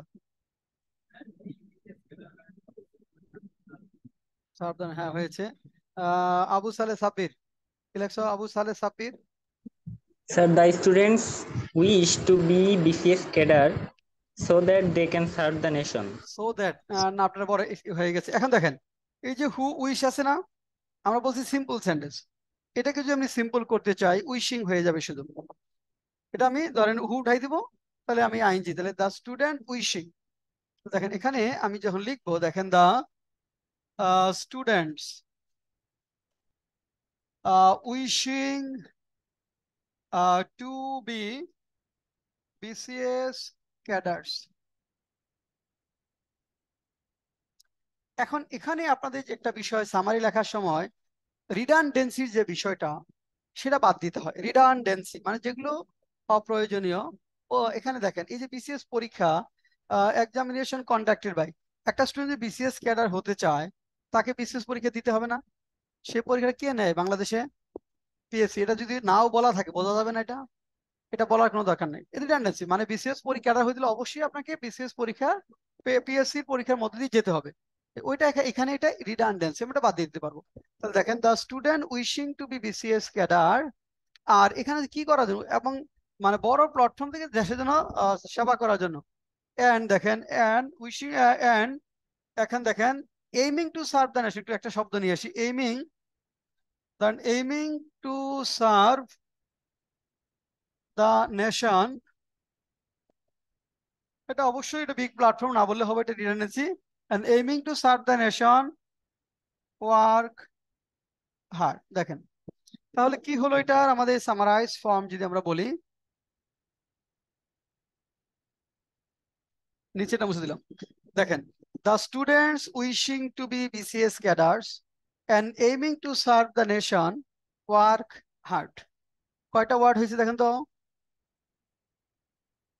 1 2 3 4 5 6 7 8 9 10 11 12 13, তাহলে 1/3, তাই না? মানে এখানে দেখেন, মানে 1/3 একটু বেশি। মানে এইভাবে আমরা মানে কয়েন সাইজ করে ফেলবো। এইভাবে আমরা কয়েন সাইজ করবো। দেখি দিদি বইটা দেন তোমাকে। আচ্ছা, এটা দেখেন, এই বই যাদের কাছে আছে, how to learn BCS written English 9th edition, এটা কত পৃষ্ঠায়? পৃষ্ঠা কত? লেসন 21 না? 180 পৃষ্ঠা আছে দেখছি। হ্যাঁ, এটা হলো 9th এডিশনের বইয়ের হলো পেজ নাম্বার 180। যাদের কাছে 8th এডিশন আছে ওটার মধ্যেও আছে, যাদের কাছে 8th এডিশন আছে তাদের মধ্যে ওটা আছে। আমরা একটু দেখি তাহলে আমরা আর কি কি বিষয় আছে। এগুলো তো আমি এখান থেকে না দেখে বললাম। এখানে আরো কিছু কিছু বিষয় আছে, ওইটা আপনাদের কাছে আছে বোধহয়, না আছে না? হ্যাঁ, সবার কাছে মনে হয় আছে, মানে দুইটা বই আছে। আর তারপরে আমরা পিডিএফ দেখি, দিয়ে দেবনি, তাহলে আরো ক্লিয়ার হবে। চেনেন। এখন দেখেন আমরা একটু দেখি এর বাইরে আর কি কি আছে। আমরা একটু বইতে যাই, দেখেন তো আমরা যেটা বলি নাই এরকম আর কি বিষয় এখানে আছে যেটা আমাদের এখানে বলা হয়নি।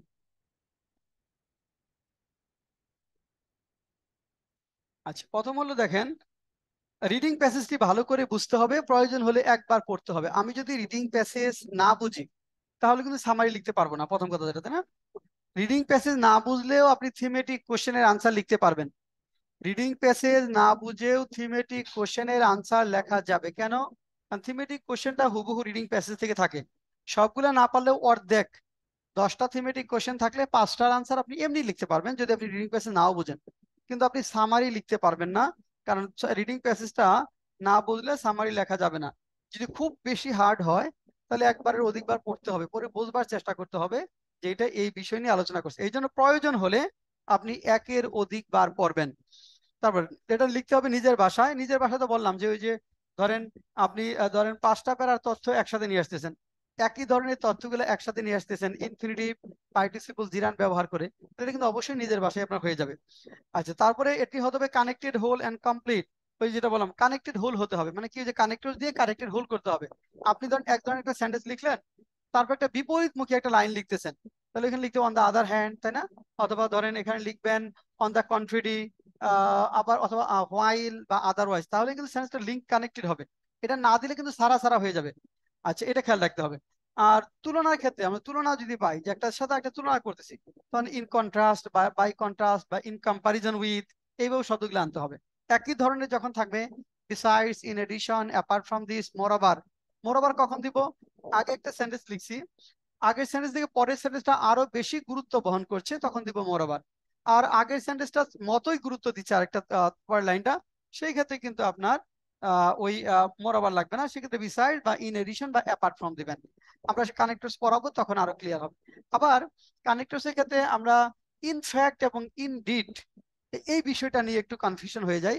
যে অনেক ক্ষেত্রে দেখেন আমরা ইনফ্যাক্ট এবং ইনডিড এর মধ্যে এটা নিয়ে একটু কনফিউশন হই, যে আমি কখন ইনফ্যাক্ট দিব, কখন ইনডিড দিব, নাকি একটা একটার পরিবর্তে ইউজ করা যাবে। এটা নিয়ে কিন্তু বেশ একটা কনফিউশন তৈরি হয়। যেমন আমাদের ধরেন ইনফ্যাক্ট আর হলো ইনডিড, এটা হলো দেখেন প্রকৃতপক্ষে বা বস্তুত এখানে প্রকৃতপক্ষে এখানে বস্তুত বাংলা দেখে কিন্তু আসলে পার্থক্যটা ভালো বোঝা যায় না, একটু পার্থক্য আছে এই দুইটার মধ্যে। মেহেদি, এই দুইটার মধ্যে পার্থক্যটা কি? এই দুইটা কানেক্টরের মধ্যে আসলে কি পার্থক্য রয়েছে? আদৌ কি কোনো পার্থক্য আছে, না একটা একটা পরিবর্তে ইউজ করা যাবে? নাইম, কি পার্থক্য? হ্যাঁ বলেন। নাইম, তানবীর, রাবেয়া, একই মনে, রাসেল, তিথি, কি পার্থক্যটা ভুলে গেছি। আচ্ছা, খালেদা আক্তার, খাদিজা আক্তার মনি, কি পার্থক্য আছে?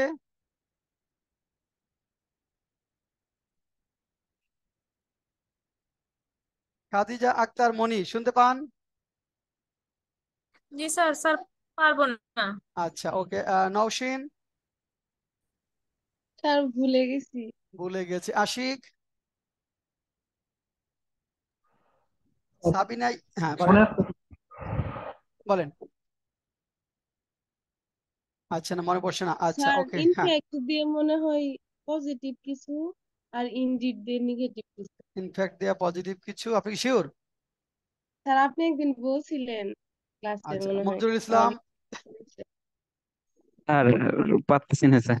আচ্ছা, এখন দেখেন এই যে ছোট ছোট বিষয়, তাই না? এটা পারা না পারা সুন্দরভাবে, এগুলা কিন্তু আপনি 60% মার্কস পাওয়ার জন্য এগুলা দরকার নাই। আমি আগেই বলছি 60% মার্কস এগুলা ছাড়াই পাবেন। আর 60% মার্কস পেলে আপনি ফার্স্ট ক্লাস জব পাবেন। ফার্স্ট ক্লাস জব পাওয়ার জন্য এগুলো জানা দরকার নাই। যদি আপনি জানেন পার্থক্য তাহলে ভালো মার্কস হবে না? অধিকাংশ না জেনে ভুল করছে। এটা যদি 10% মার্কস যদি এডিশন হয় এই ধরনের ইয়ের জন্য, মাসটা কোথায় চলে যাচ্ছে আপনার। ইনফ্যাক্ট হলো প্রকৃতপক্ষে মানে ইনফ্যাক্টের পরে যে সেন্টেন্সটা থাকবে সেই সেন্টেন্সটা আগের সেন্টেন্সটাকে সাপোর্ট করবে না, আগের সেন্টেন্স থেকে বিপরীতমুখী অর্থ দিবে। যেমন যদি বলা হয় হি লুকড বা he seem to be a gentleman, in fact he was a godfather of the terrorist. মানে তাকে দেখতে ভদ্রলোক মনে হয়েছিল, কিন্তু মানে সত্যিকার অর্থে প্রকৃতপক্ষে সে ছিল সন্ত্রাসী গডফাদার। এখানে ইনফ্যাক্ট। আবার যদি বলেন জমির দলিলপত্রগুলো ধরেন দেখতে খুব খাঁটি মনে হয়েছিল, the papers and documents of the land, এখানে deem to be authentic, in fact there was a case of forestry department over the piece of land. প্রকৃতপক্ষে এগুলো ছিল ভুয়া, অথবা ওইটার উপর ফরেস্ট্রি ডিপার্টমেন্টের একটা মামলা আছে। জমির কাগজপত্র সুন্দর, শুধু ফরেস্ট্রি ডিপার্টমেন্ট একটা মামলা চলে। এখন এই যে ওটা ইনফ্যাক্ট বা ইনফ্যাক্ট দোজ ওয়ার ফেক, তাহলে ইনফ্যাক্ট যখন দিব পরের সেন্টেন্সটাকে আগের সেন্টেন্সে সাপোর্ট করবে না, কিন্তু যখন ইনডিড দিবেন তখন পরের সেন্টেন্সটা আগের সেন্টেন্সটাকে সাপোর্ট করবে।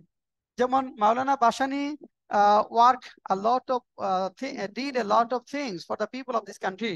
Indeed, he was the leader of the oppressed. সত্যিকার অর্থে তিনি ছিলেন অপ্রিস্টদের নেতা। মাওলানা Abdul Hamid Khan Bhashani did a lot of things for the people of this country. Indeed, he was the leader of the oppressed. সত্যিকার অর্থে তিনি ছিলেন মজলুম জননেতা। তাহলে ইনডিডের পরের সেন্টেন্সটা আগের সেন্টেন্সটাকে সাপোর্ট করবে বা আগের সেন্টেন্সের গুণ কীর্তন গাইবে, কিন্তু ইনফ্যাক্টের পরের সেন্টেন্সটা আগের সেন্টেন্স সম্পর্কে নেগেটিভ ধারণা প্রদান করবে। তাহলে উল্টা না দুইটা কানেক্টরস? তাহলে আমরা চাইলে কি ইনফ্যাক্ট আর ইন্ট্রোডিউস করতে পারবো না? এই যে এই কানেক্টর গুলো আমাকে জানতে হবে, এগুলো আমরা জানবো আস্তে আস্তে, কানেক্টর ক্লাস থাকবে আমাদের। আচ্ছা, তারপর দেখেন এরপরে যেটা হচ্ছে কানেক্টেড, সামগ্রিকভাবে কানেক্টেড হোল হতে হবে। আমরা বললাম কানেক্টরস দিয়ে আমাকে কানেক্টেড হোল হতে হবে। Before writing summary select and note down the important points essential to expression of the main theme. অবশ্যই আমি সামারিটা যখন পড়বো কিছু পয়েন্ট নোট ডাউন করবো, যে এই প্যারাটা এটা সম্পর্কে বলছে, এই প্যারাটা এই সময় একটু নোট ডাউন করে নিতে পারলে ভালো। এটা করা যদিও কঠিন। এটি হতে হবে জিস্ট। দেখেন এতে কোনো কথোপকথন অভিব্যক্তি মানে কলোকাল এক্সপ্রেশন থাকবে না, প্যারি অলংকার বহুল মানে অতিরিক্ত শব্দের প্রয়োগ সার্কামলিকিউশন থাকবে না, ঘুরিয়ে কথন প্যারি ফ্রেসিস থাকবে না, অলংকার বহুল ভাষা রিটোরিক্যাল ডিভাইস ফ্লারিশের কোনো জায়গা নেই, পুনরাবৃত্তি রিপিটেশন ব্যাখ্যা ইলাস্ট্রেশন এবং এক্সাম্পলস বাদ দিতে হবে। এটি অবশ্যই পরোক্ষ উক্তিতে লিখতে হবে, লেখা শেষে রিভিশন করতে হবে যাতে করে সব গুরুত্বপূর্ণ পয়েন্ট উল্লেখ করা হয়েছে কিনা তা বোঝা যায় এবং ব্যাকরণগত কোনো ভুল আছে কিনা তা পরীক্ষা করা যায়। সামারি লেখার সময় দেখেন আরেকটা কথা বলছে, you are not bound to follow the original order of thought to the passage if you can express its meaning more clearly and concisely by transposing any of its part. Transposing of idea is permitted in summary writing. Transposing of idea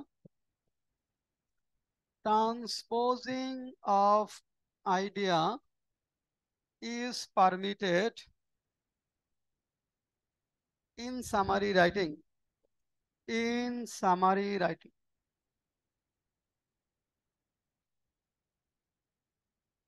দেখেন transposing of idea is permitted in summary writing. Summary writing এর ক্ষেত্রে ট্রান্সপোজিং of idea বা ধারণার স্থানান্তরটা গুরুত্বপূর্ণ।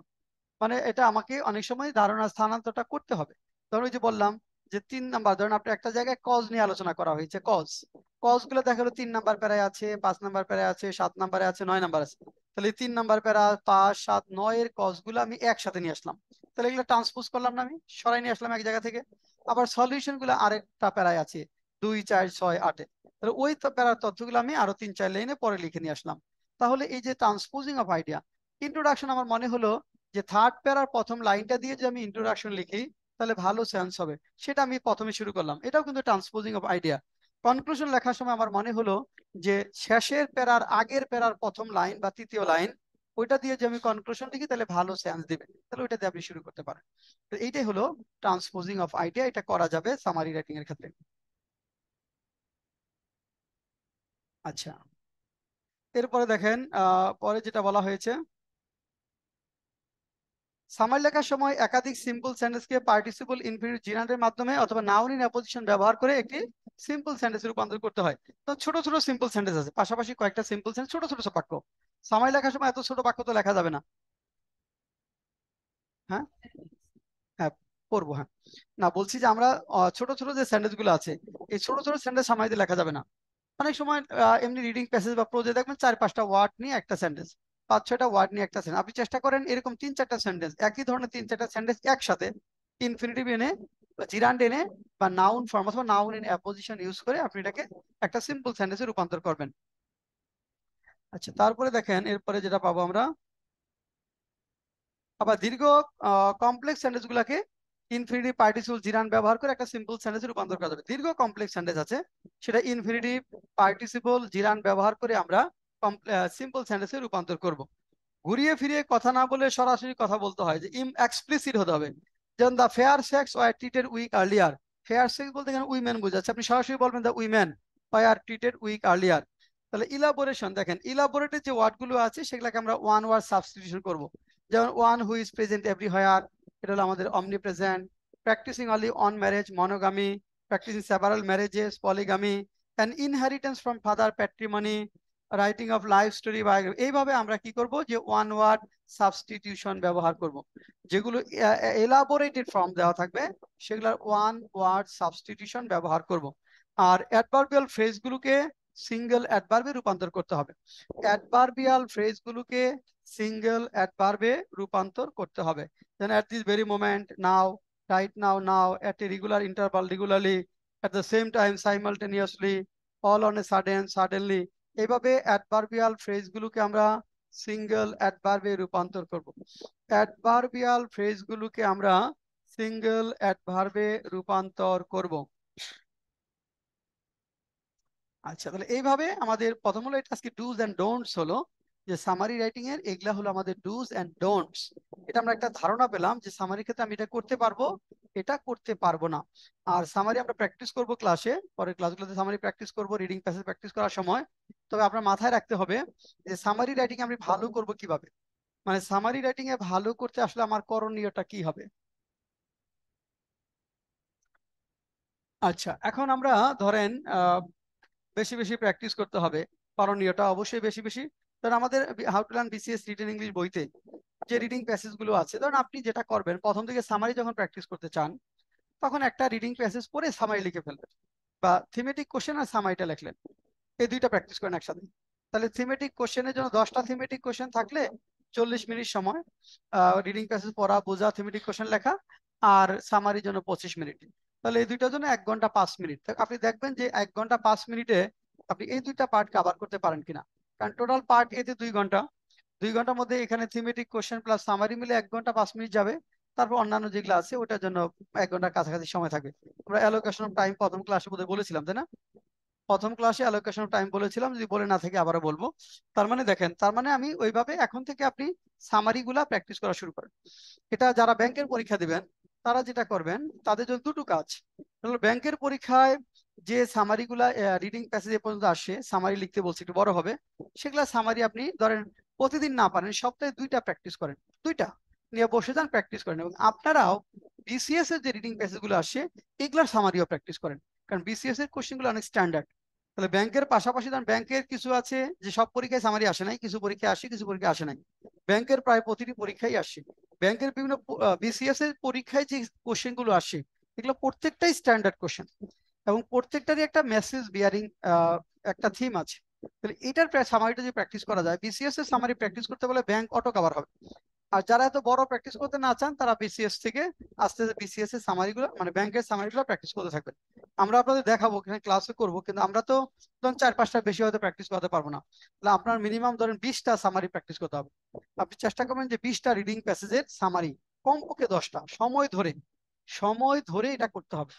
Time ধরে আপনি করতে পারেন কিনা, যখন করবেন সব বাদ দিয়ে, কোনো ফোন টোন থাকবে না, ফেসবুকিং থাকবে না, একদম যে সময়টা আপনি কুল হয়ে কাজ করতে পারেন এরকম একটা সময় চুজ করেন, ওই সময় আপনি এই কাজগুলো করেন।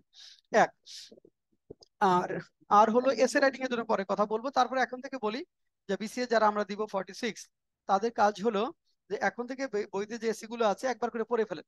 প্রায় 30টার মতো এসে আছে, এই 30টার মধ্যে হয়তো 4-5টা এসে মনে হবে যে এগুলো আর দরকার নাই, এরকম মনে হতে পারে। আমরা লেটেস্ট নিয়ে আসি সবই, 4-5টা এসে মনে হতে পারে এগুলা অত কম গুরুত্বপূর্ণ, বা 20টা এসে চুজ করে নেন যে 20টা এসে আসার সম্ভাবনা বেশি।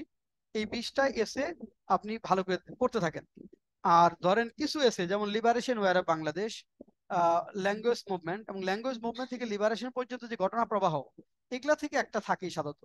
তাহলে এমন ভাবে পড়তে হবে, আমি ল্যাঙ্গুয়েজ মুভমেন্টের পরবর্তী ঘটনা প্রবাহ, তারপরে আপনার হলো লিবারেশন ওয়ার বঙ্গবন্ধু, তিনটা জিনিস লিঙ্ক করে, তাহলে 1952 থেকে 1953 ল্যাঙ্গুয়েজ মুভমেন্ট, 1971 আমাদের লিবারেশন ওয়ার, মাঝখানে বঙ্গবন্ধু, তিনটাকে একসাথে লিঙ্ক করেন আর সাথে একজন মুক্তিযোদ্ধার অটোবায়োগ্রাফি পড়েন, তাহলে দেখবেন যে এইখান থেকে যাই আসুক একটা থাকবে মাস্ট কমন। বুঝতে পারবেন ওটার জন্য এসে তো বইতে আমাদের আছেই, বই থেকেই পড়বেন।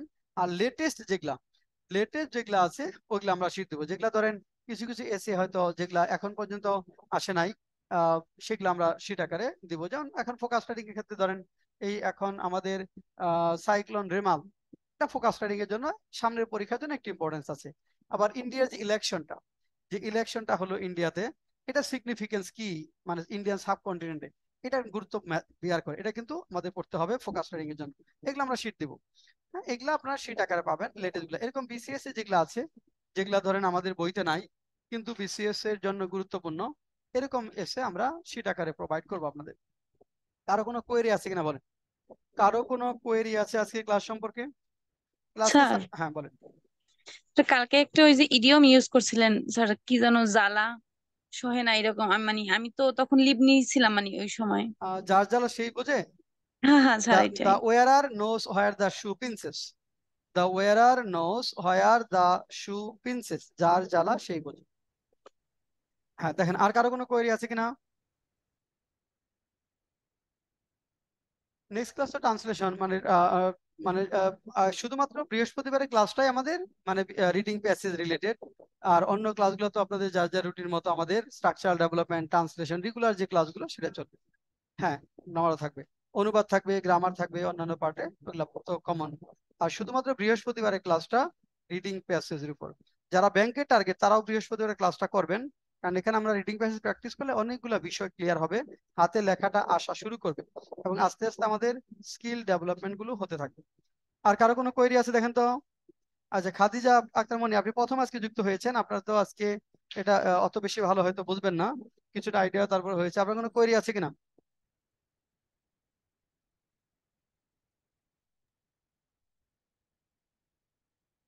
খাদিজা আক্তার মনি, কোনো কোয়েরি আছে আপনার? জি স্যার। হ্যাঁ না বলেন। স্যার। নাই, ওকে, ঠিক আছে। তাহলে আমরা আহ আগামী বৃহস্পতিবার কয় তারিখ ওই ক্লাসটাকে আমরা পাবো ঈদের আগে? কয় তারিখ? স্যার 13 13 তারিখ। 12 তারিখ? 13 13। তারিখ স্যার। 13 তারিখ হইলে ঈদ কয় তারিখ? ঈদ স্যার 17। স্যার 13 করা তারিখ যেতে পারে। মানে আমি ছুটিতে চলে যেতে পারি, তো এই জন্য বলছি আর কি। হ্যাঁ, আমি তো অনেকদিন ধরে ছুটিতে নাই, না অনেকদিন ধরে আসলে একটানা পড়াচ্ছি, গত ঈদেও যাইনি, নাও হতে পারে, সেটা তো বলে দেবো গ্রুপে, না হওয়ার সম্ভাবনা একটু বেশি থাকবে। বুধবার ক্লাস হবে, বৃহস্পতিবারের ক্লাসটা নাও হতে পারে, মানে বুধবার পর্যন্ত যাদের ক্লাস আছে সেই রুটিন অনুযায়ী হবে। আহ, আর ঈদের পরে ধরেন ঈদ তো 17-18 তারিখ, 21-22 তারিখই খুলে দিব আর কি আমরা। হ্যাঁ, আমরা ঈদের 2-1 দিন পরেই চলে আসবো। আপনাদের যেটা হলো আপনারা আর্লি চলে আসেন, আমরা ক্লাসগুলো ঈদের ধরেন 3 দিন, ঈদের পর 3 দিন ছুটি থাকবে আর কি, চতুর্থ দিন থেকেই খোলা হবে। হ্যাঁ, তাহলে আপনাদের যেটা হবে সেটা হলো ঈদের পরে ওটা ক্লাসে তো গ্রুপে নিয়ে মেসেজ দিয়ে দিব। হ্যাঁ, গ্রুপে যে গ্রুপে আপনারা আছেন গ্রুপে মেসেজ থাকবে যে অমুক তারিখ থেকে ক্লাস শুরু হবে। তবে ঈদের পরে 3 দিন ছুটি থাকবে, ঈদের পরে 3 দিন তারপর থেকে চলবে আর কি। তো 12 তারিখ পর্যন্ত আমাদের নর্মাল ক্লাসটা চলবে, 13 তারিখটা যদি হয় তখন জানাবো, না হলে তো বন্ধ। ওকে, তাহলে শেষ।